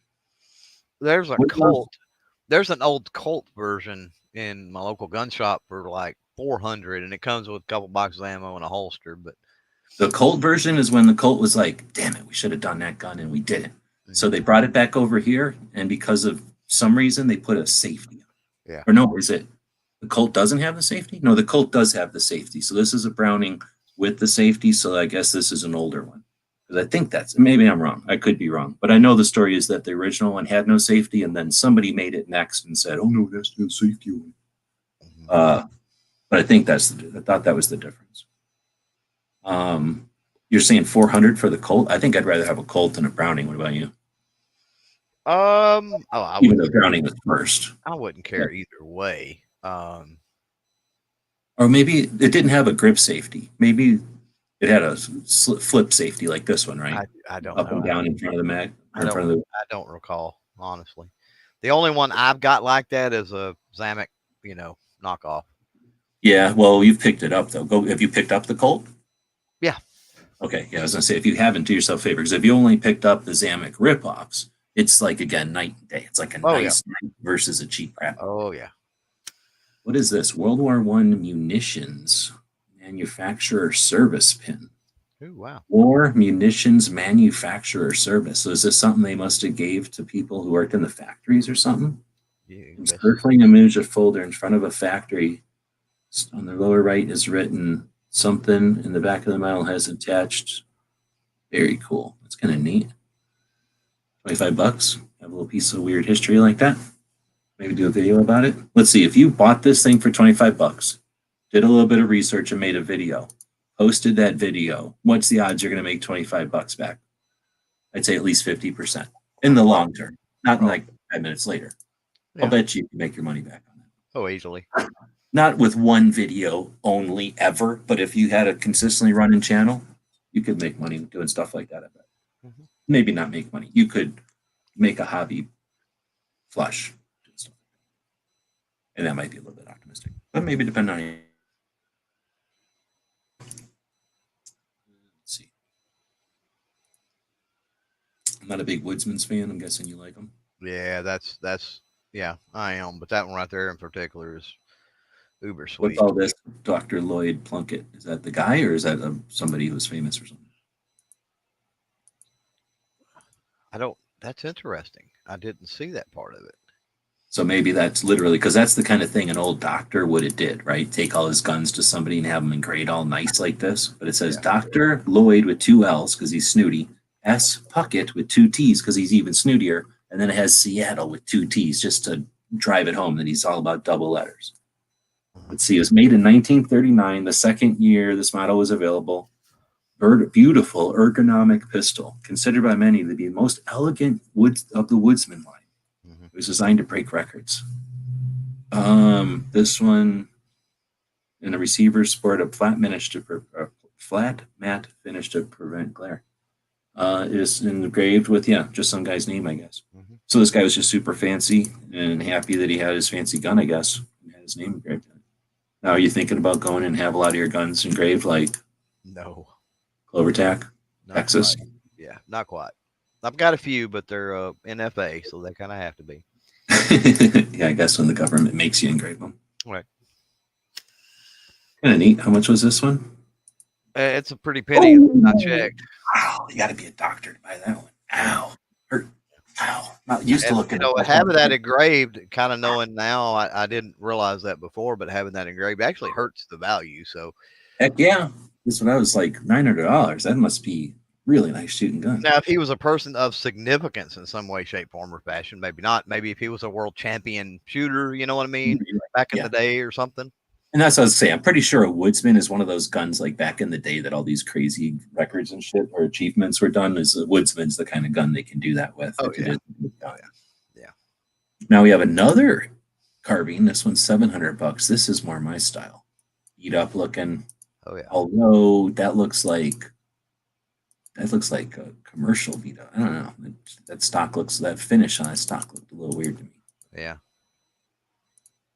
I don't know. Maybe it is. I'm just crazy. It's been a while since I looked at World War II wood. What was I just looking at here? Oh, this thing. Remington bolt action in 44. Ooh. How cool is that? Let's see the price on it. That's $500. Not as cool, but I like it. I guess you can put a scope on it. I guess I'd put a scope on it. Actually, I probably wouldn't. I think it'd be a neat, just iron sights type of. I don't know what I'd use it for a pig out here. I don't know what you'd use that for in Texas. That's true, but Ruger was making them in semi-auto. I'm just saying. No, yeah, I hear you, but I like this thing in bolt. I like. Yeah, no, it's cool. No, it's kind of neat. And now it would be even cooler if there was such a gun as a 44 Magnum that I could put a real mag into it just to be neat. But I don't know how many does it hold? 3, probably something stupid like that. 5. 2 magazines. It could be 5, I guess. It's kind of hard to tell. There's only the one picture of a magazine. It is out of the gun completely, but still, that could easily be 5 or 6. It's just that it's a hunting gun, so they're probably not going to load it up. But anyway, for a pig or something, not out here. I mean, if you found a mom pig, a really big mother pig, and shot one of her babies in front of her, you might get her mad and she'd come get you. But from what I understand back east, you just walk in front of a pig the wrong way, a wild pig, and they'll charge you and run at you. Right. So, you know, if it's some situation where you got to worry at all about the thing getting mad at you for not killing it right away, I'd want more than one round. But anyway, I kind of think this would be neat.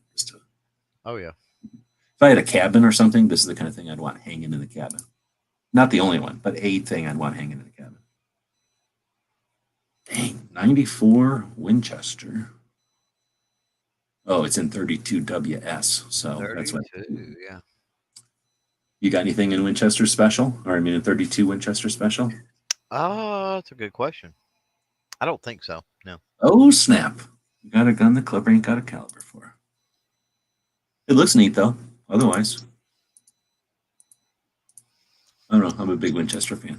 What's some of the, is there equivalent to Winchester Special? 32? In other words, they call it something else? I'm thinking of, if it's what I'm thinking of, it's one of them goofy necked rounds, right? Just go. The 32 Winchester Special, the 32 WS. No, it's unrelated to the 3220. Okay. 3220 is the 32 WCF, not WS. So no, I don't. That's just, I've got some stuff in 3220. And see, that's the weird thing about some of these old cartridges, right? They have 3 different names sometimes. Oh yeah, exactly. Especially if they were one and then some other company made one, but now it's a Remington, and then it was and then everybody left it and somebody came along and made it popular again. Yeah, who knows how they're. Anyway, I definitely don't have anything in that either.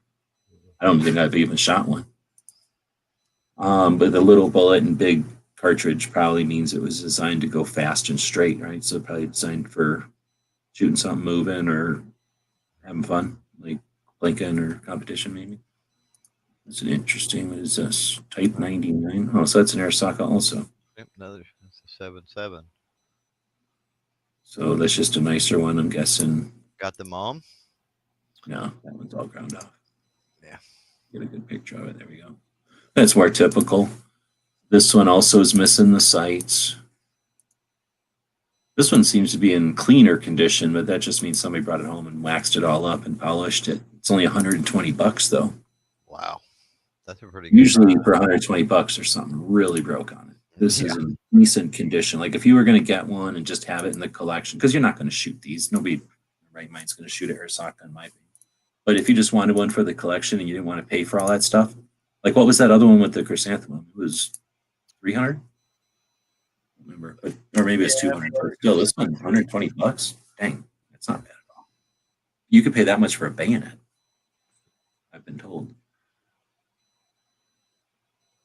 Let's see, we're at an hour 42, so let's see, 4 o'clock my time. We're just about hitting the top of the hour. I'm going to end it because that was a SIG.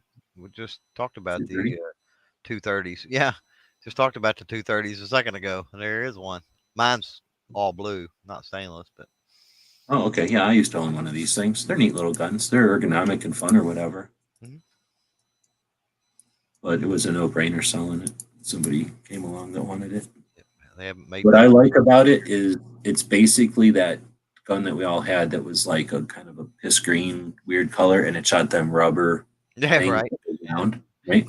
Right. It's exactly that gun. Yeah. If I would have had it in two-tone like this, I might have actually kept it because I never even thought about that until I seen it in two-tone. But it's literally that same gun. Like they definitely took that gun and made it, the toy, and made it out of this gun. And there's a Marlin Goose gun. We were talking about those on the Daily Gun Show at midnight, not too terribly long ago. But that's this one's in 12, though. You guys were talking about all the crazy big calibers. Yeah, we were talking about they make that's the Goose, which is 12, and then Marlin made the Super Goose, which was the 10. That is so weird. I have a Bolt. I was telling you, I bought a Bolt shotgun because I accidentally bought a box of 12 or 20 gauge one time. But it's normal. Like, I don't know, here somewhere. This is definitely interesting. So let's see. Look at the barrel. Look at the barrel. All the barrel length is over 36-inch length of barrel. Yeah. Wow. Yeah. 50 something overall. Yeah. You don't notice it. Where was that first picture? Like, you don't really. It's a big honking. Yeah, you don't hardly see it. That will not. I will tell you from experience, most standard gun cabinets, it will not fit. No, 50 inches. Holy crap. Yeah. But $130. How can somebody not own why would you not buy a shotgun? I've never had, no one's ever put one of these in front of me for $100. But Right. you're not going to buy a gun with a 36-inch barrel Right. for $100 if somebody puts it in front of you. I mean, this is going to be under 200 even with any kind of fees or whatever, or shipping even. Right.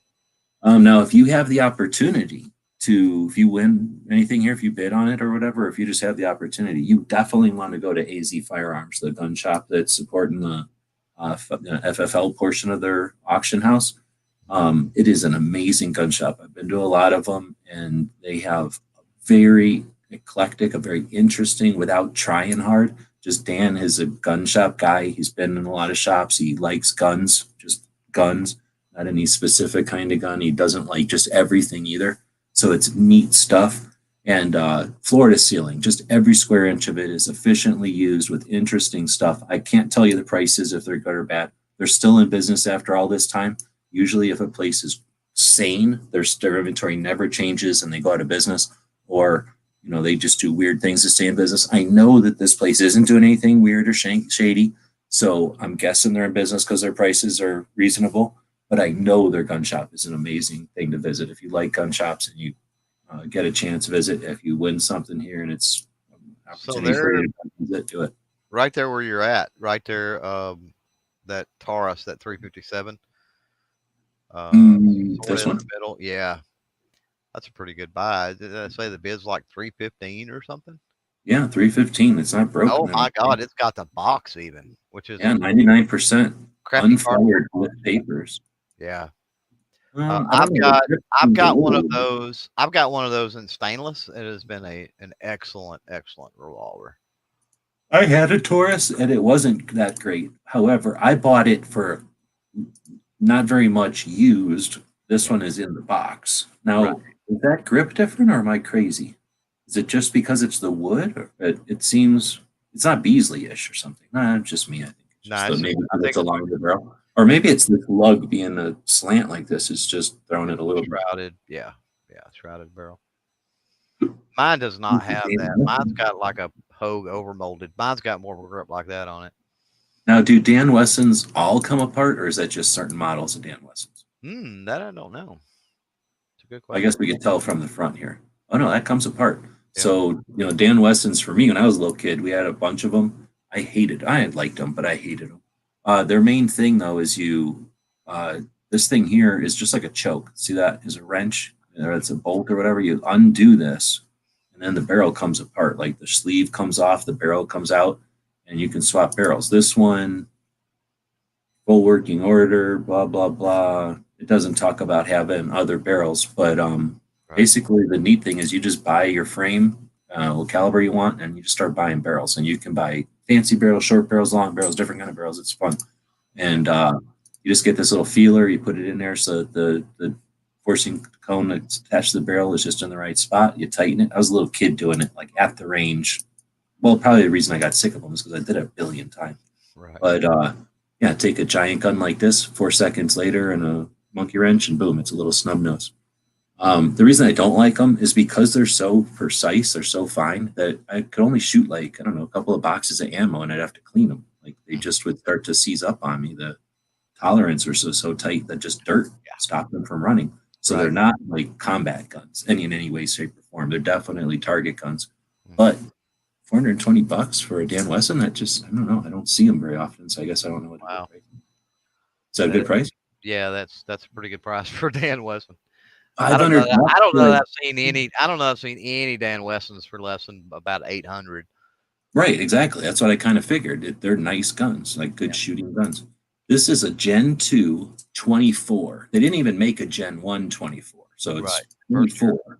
But Yeah. this is a 40 Smith & Wesson long slide. Holy crap. Let alone, well, it's got a supported barrel. Oh, wait a minute. They were all like that. My bad. And yeah, that's just kind of neat. So if you're a Glock aficionado, then you don't see these. That's in the original Tupperware and stuff. I don't know if that's a great price or not. But I just know you don't ever see that gun. That's What is it? I can't. 540. You can't buy 540. you can't buy a new Glock or any other one for that kind of money. So Oh, no, you don't buy this gun and shoot it. This one yeah, looks like it's in really good shape. being the first in the Tupperware and all. Yeah, Yeah, that's no. Yeah, I'd keep this as a collector's thing. There's just too much interest in Glocks. If Glocks were a fad and they were gone, well, I'd and theirs. But let's be honest. Who wants to shoot 40 Smith and Wesson oh, anyway? you know Right? what? Holy crap! I just thought of something. Oh snap! I wish I would have thought of this when I. Damn it! That box can't be normal. That box has to be a long box. You know what I'm saying? The Glock box is normally the size of a Glock. That's true. This is the long slide. That is, see where the Glock logo is? That's true. That box is oh my crap, that box is itself a collector's Rare. item. Yeah, a rare box. Shit, I didn't even think of that. I didn't even think of that. Yeah. I bet you most people don't. Now I have to figure out how to get a Glock 24 Gen 2 box. Damn it. So Right. I was also going to say that manual is neat because I have a manual that just says a couple of numbers, but yeah, it's tough to get manuals that only go to 23. Right. The gun doesn't even come with a manual that knows about it. How cool is that? It's a 24 and the manual only went to 23. Right. That is freaking neat. I don't have any interest in acquiring Glocks anymore, but I would definitely own that Glock. If I was rich, you people wouldn't have a chance. That would be my Glock. Right. Or in a couple hours, that would be my Glock. Right. Especially if I was YouTube rich. Like, let's just say I ran shows like this for the last 2 months and just collected all that election money. Then if I was that kind of guy, you wouldn't own that Glock. I would. Oh yeah, you could And actually then, you could actually bid live. You know what I mean? yeah, and then I would go live and run up in everybody's faces. This is the Glock I bought with my YouTube money that Right. you watching me. Yeah, that's the way that you could run a channel. Mm-hmm. How about these? I ran around with these when I was a little kid, like swords, because Oh they were yeah. swords. Oh yeah. Now, I didn't ruin any. I've talked to people who beat them over fences and ruin stuff. Like, I would chop stuff and knock down stuff like anybody, but I did not ruin it because, number one, they're super strong. And they're brittle. You can't pry with them, Yeah. but you can chop the crap out of stuff with them. But I just didn't want to have to go get another one. So I liked mine and I kept it. Yep. In good shape. But man, I wish I still owned it because I really, really, really, really like it. And I would probably have to buy a shotgun because it's cool to shove that on the end of an old trench trooper. Browning BLR. Not as big a fan of these. Ooh, in 3040 Craig. Wow. Okay. But see, this one just seems more like a hunting gun, something that's more modern. It's a copy of the original, but I mean, just seeing, I guess it's from 1985, just seeing it all new, it's just so odd to me. I'm so used to seeing stuff with old weathered wood. Right. It just seems different. Little Colt, I guess these aren't popular anymore. Can't recommend this to a woman. Get in trouble. I look at that and I see some of the cheap Saturday Night Special revolvers for whatever reason. When I see those old that just has the little pin in the front, Uh-huh. I think about the RGs and the Romes and when I see those. Another little 25. There is not a lot of other stuff. There was like 2 hats, a couple of swords. I didn't sort this by just guns or anything, so it's mostly a gun auction. We're just going to see a couple on this last page. There's kind of a new gun, an H&K P30, which is one of the more modern ones, except for that second gen Glock, which isn't exactly new, but Another helmet. modern. Yeah, there's another helmet. $30. There's 2 bids on that one. And then a couple of pins and stuff. Well, there's an SKS. Interesting. Only 73. It's 375. I'd say only 375, but it is an SKS. Yeah. Looks like another of the fast draws, potentially a set. Yeah, that makes me wonder serial numbers on them. You know what I mean? Oh yeah, huh? But surely they would have paired those up. Yeah, or at least linked them or something to let people know like there's another one. But then at the same time, this one's a 22, so there's no way. This is maybe the same guy, but it's definitely not a paired up with that other one was a real caliber. Yeah. I had this one. I owned a Beasley one time. That's why I keep saying Beasley. This is a Beasley grip. It's all curved under. I guess some guy named Beasley had a goofy wrist or something. And he liked this. He was against the Colt or the Glock grip angle, so he specifically asked Colt to make this one. Interestingly enough, that's more of a target style grip. Right. For the launch air to pop tonight, we're going to be doing the what is it, the Iber Johnson Target Silt 8, and it's got a grip style very similar to that big humpback looking, and it's so that you get a higher purchase on the grip. That's the supposedly the key with target revolvers. And that was from the days when you would stick your off-shooting, your non-shooting hand in your pocket, literally. Well, you still do in bullseye competition, but yeah. But because in that position, though, when your one hand is in your pocket and not just doing nothing else, but literally in your pocket, it's an articulature thing, right? It cocks your shoulders in a way that it gives you balance or some shit tension to your other arm. Sure. But you're going to want to lift that other arm, and that's why the gun weighted and everything, it comes out to be better for people because you're not fighting, I guess, some kind of strain or something. There's a super red hawk. We seen a super black hawk earlier. There's the super red hawk. And then the big difference is double action versus single action, but way more modern and put optics on it, stuff easier.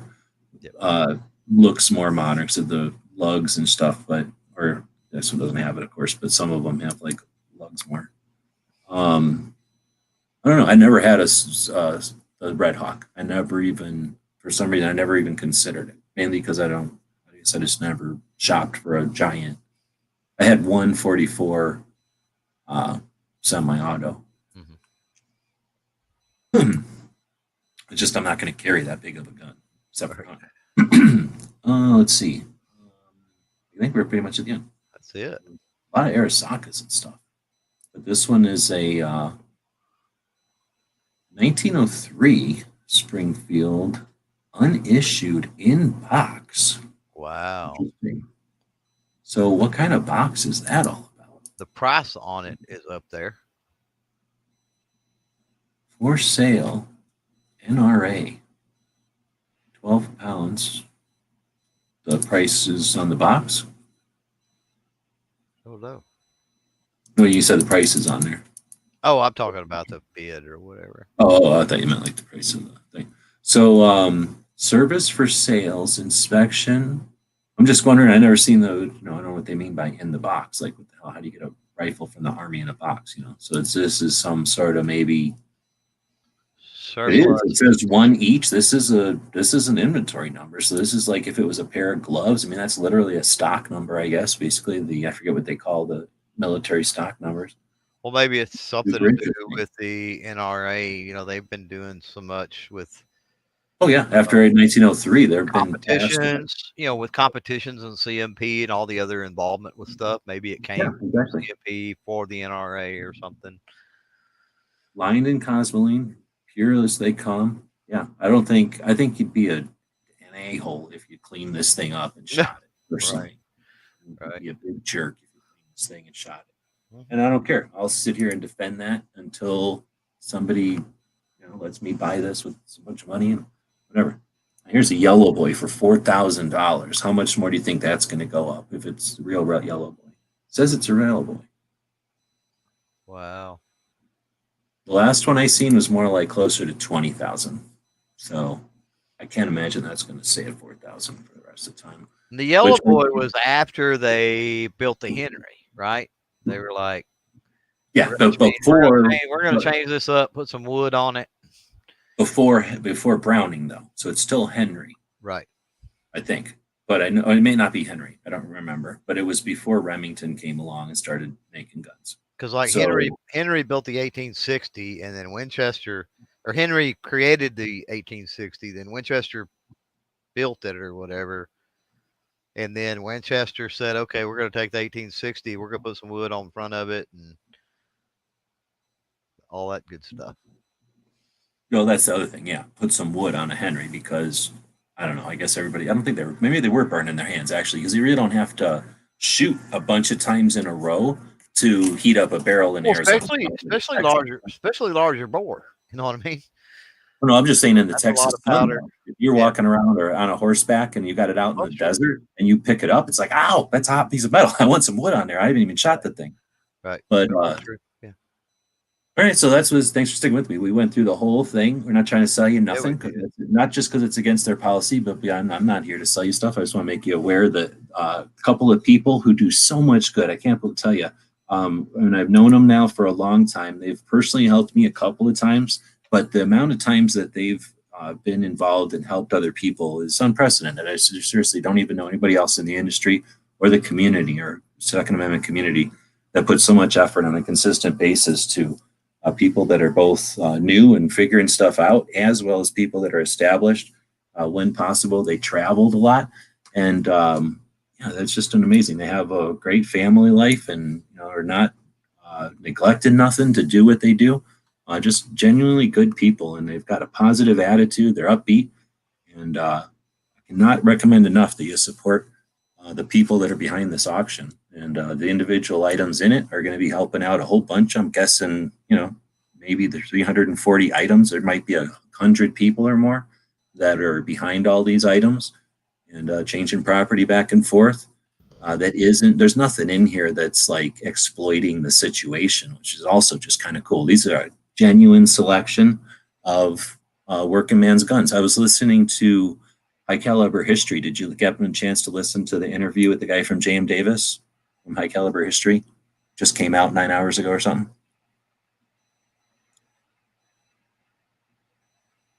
I don't know if I'm still connected. Clover's probably getting his show ready to go. But I just got done listening to an interview with our friend Logan from High Caliber History, who did a podcast with the curator of the J.M. Davis Museum. And uh, he had a description of the J.M. Davis Museum or J.M. Davis's collection as a working man's museum or a working man's gun collection. And that's what it is. It's not a bunch of fancy crap that you'll never afford or one of a kind or something that was gifted to some blah, blah, blah. It's just regular guns and a lot of them, pretty much all of them, and more than one because he has a couple of different versions of something or has one in the Colt collection and in the hunting collection or something like that. And this auction scene reminded me of that. It has a lot of stuff from all different kinds of angles. Clover and I looked at some stuff more specifically, I guess, than some of the other stuff, but not everything was included, but certainly an eclectic collection. It definitely represents their shop and their tastes in firearms, which are broad and inclusive. A little more Nazi crap than I'd want around. I'm not a big fan of that crap, but if somebody wants to keep that shit, more than likely it was people that killed Nazis. So whatever, I'm not gonna dissuade them from doing it. It's free country. Everything else though, not enough AK crap in there for me. Definitely not enough bayonets. No ammo, but I don't guess it wasn't an ammo auction. I don't know if Clover's still here or not. Am I still here? I don't know what happened to Clover. He was talking about having issues, or he might be getting ready. But if you haven't, check out Clover's channel. Somebody's got a link out there. Throw it. I'm going to keep digging for it here while I'm wrapping it up. But Clover, I don't know, am I still connected? People out there hearing me? Give me some feedback. Otherwise, I'm going to go over to YouTube and get Clover's channel. Why am I not finding it? I'm going to give you a link to that. He is about to be going live right now.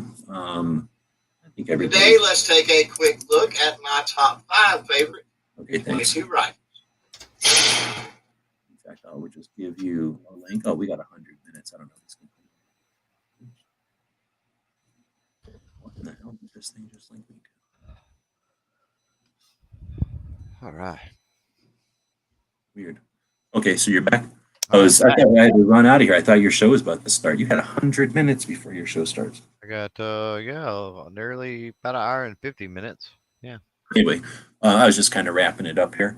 But now you're back. If you want to plug anything, I just dropped a link to your channel, but then also, like you say, the show. But tell us what that you got a show starting here in 100 minutes. What's that all? Yeah, that's kind of weird. 100 minutes, and it is the 100th episode of the Monday podcast, at least the current or the modern iteration, I guess.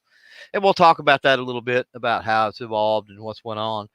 I was doing Monday long before 100 episodes, but again, current iteration. And then after that, directly after that, that'll be a little bit short. It won't be quite an hour. Gonna give away some patches, which came from Gear Websites. So there you go. We're gonna do have some fun and games, give away some patches on that. It'll just be me. I won't have a guest co-host tonight. We're gonna go OG, gonna go original with it. Just me and the audience. I didn't see anything. Normally on your studio show on Mondays, you feature somebody or you have somebody in. Yeah, we're gonna no, just going to be old school like it used to be. And then shortly after that, or immediately after that, we've got the Patreon. Pretty much call it Patreon sponsored at this point. Lawn chair pot with that Ivor Johnson Target Sealed 8. So nearly 2 hours worth of hanging out, hour and a half or so. If you're out there and you don't have nothing better to do. Oh, now I see that in the side chat you said he'd be back in a second, so I didn't read that. That's why I was pausing before. So you do that recorded though because of the way it is, or do you do it on? Because for a while there you were doing it on IG so that you complied with stupid YouTube or whatever. But oh, you're talking about now. Which one are you talking about? The Monday or the lawn chair pop? The pop. I'm talking about the pop. No, I've never done it on IG. Whenever YouTube did their policy where we can't be handling firearms live, I just started recording it and then turning it into a premiere. And so we just kind of hang out. You were doing it live on YouTube before they started enforcing draconian measures. Right. Yeah. Based on fear of nothing. Basically. Well, yeah, an outlier where some type of tragedy happens and somebody's filming it live. But those are, let's be honest, those are like amazing outliers, right? With the hundreds and hundreds and hundreds of hours that are uploaded, live streamed on YouTube. I mean, how many times has that happened? A handful. So and it's not like it might just happen. It's something that's obvious. If someone really wanted to do it, it would be the most obvious thing. So it shows us that people have no interest in doing it because there's been nothing at all preventing anyone from doing it since 2009. Mm-hmm. So literally, it's not like nobody thought of it. There's probably people that it comes to their mind and in and out because they know it's not a thing to do. It's not going to solve their thing or get to their goal or whatever. And it's just not done. Right. You know, it's like creating law against the perception of something that's just so remote that it's all but ludicrous. And it's ludicrous makes it sound less significant. I think the reason I'm harping on it is because it's almost like, it's part of that Overton shift. Like if we just make these little incremental shifts that no one complains about, then we can step back after a while and say, oh, well, look at all these changes no one complained about. Now we're over here instead of over there. Right. And you all wanted it this way. It's like, no, we didn't. We didn't complain along the way too many times. Right. Anyway, yeah. But whatever. So I think with that, we'll say again, this was a quick live thing, I guess a 2-hour thing to talk about an auction that's happening, a live auction that's focused on firearms, but it has some other stuff as well. It's from a place called AZFirearms, a gun shop just outside of Phoenix, Arizona. The auction place is called Pot of Gold Auctions. We encourage you to check it out, but I can't link it on this particular platform. Now, if I was on guntube.org, which is a video hosting platform that offers a live streaming service that's run by the gun industry for the gun industry, if I was using guntube.org, we could definitely link to it, and I would. It's just that I happen to be lazy, and I like to be able to click on stuff that Rich White says or that Barbecue says, so I use this inferior, I don't want to say they're anti-gun, but they're certainly not pro-gun platform out of Canada. But that's the worst thing to click on from Gary. How about this one? Anyway, I would be using guntube.org, but we are using this one. But anyway, thanks everybody for showing up. Thanks Clover for showing up and being part of it while we talk about, I guess that's where I was going. We're talking about the auction from Pot of Gold, which will end in an hour and a half. So you got about 2 hours. You could watch Clover's thing, which starts in about, actually you're starting right when the auctions are ending. So people can, I think they're set to stagger and end every couple of minutes. And then I forget this, what you call it, but they're the type of auction where if there's competitive bidding at the end, it will continue. I don't remember if it said it continues for a minute or if it continues for 10 minutes, but it will continue if there's action. So it's designed to let the sellers make as much money as possible, which is no good for us as buyers, but it's definitely good if you're a seller. And again, if you're at all hesitant as to whether or not the people that are facilitating it are valid, they're literally some of the two most valid people I can think of. I literally have to think of who might be more valid. I mean, in the long run, over years, there's definitely people who have been in the game longer and have contributed, many fold times more than what any individual could do in a short time. But as far as results over the amount of time involved, time in the game, and by results, just so many different ways to measure that. These are, again, some of the most valid people in our community. So if there's a time as capitalists to use our power, which is our wallet, effectively, and I don't know, for Christmas or whatever, or just for yourself, or for a kid or something. Like, say, if you're a parent, you don't have a bunch of helmets for your kid and a bunch of daggers and swords and stuff. Are you parenting right? I'm not here to judge, just here to mansplain. So, yeah, go consider checking out their stuff. They've got cool polka dots or my camo stuff, which helps Cheryl Todd out specifically. And then they've got merch for the gun shop. And if you're ever on the California side of Phoenix, I guess that would be the west end of Phoenix, check out their store. You will not be dissatisfied. It's just a neat experience, let alone whatever good deals they must have. Let's see, duck versus chicken, fowl, fight, round one. What's all that about? Is there something going on out there that I'm missing? I do not know. Your barbecue's just got too much smoke going on. It's carbon monoxide. You should try to switch into propane. I heard that you taste the meat and not the heat. Anyway, Clover, you can run us out. Got anything else to chat about, plug, before we head out? No, go check out the auctions if you want to get in on some cool stuff. And either way, check out, Gun Freedom Radio over there with Cheryl and Danny as well. Great listens. Yeah, great point at the end. We'll see you all next time. Thanks for watching.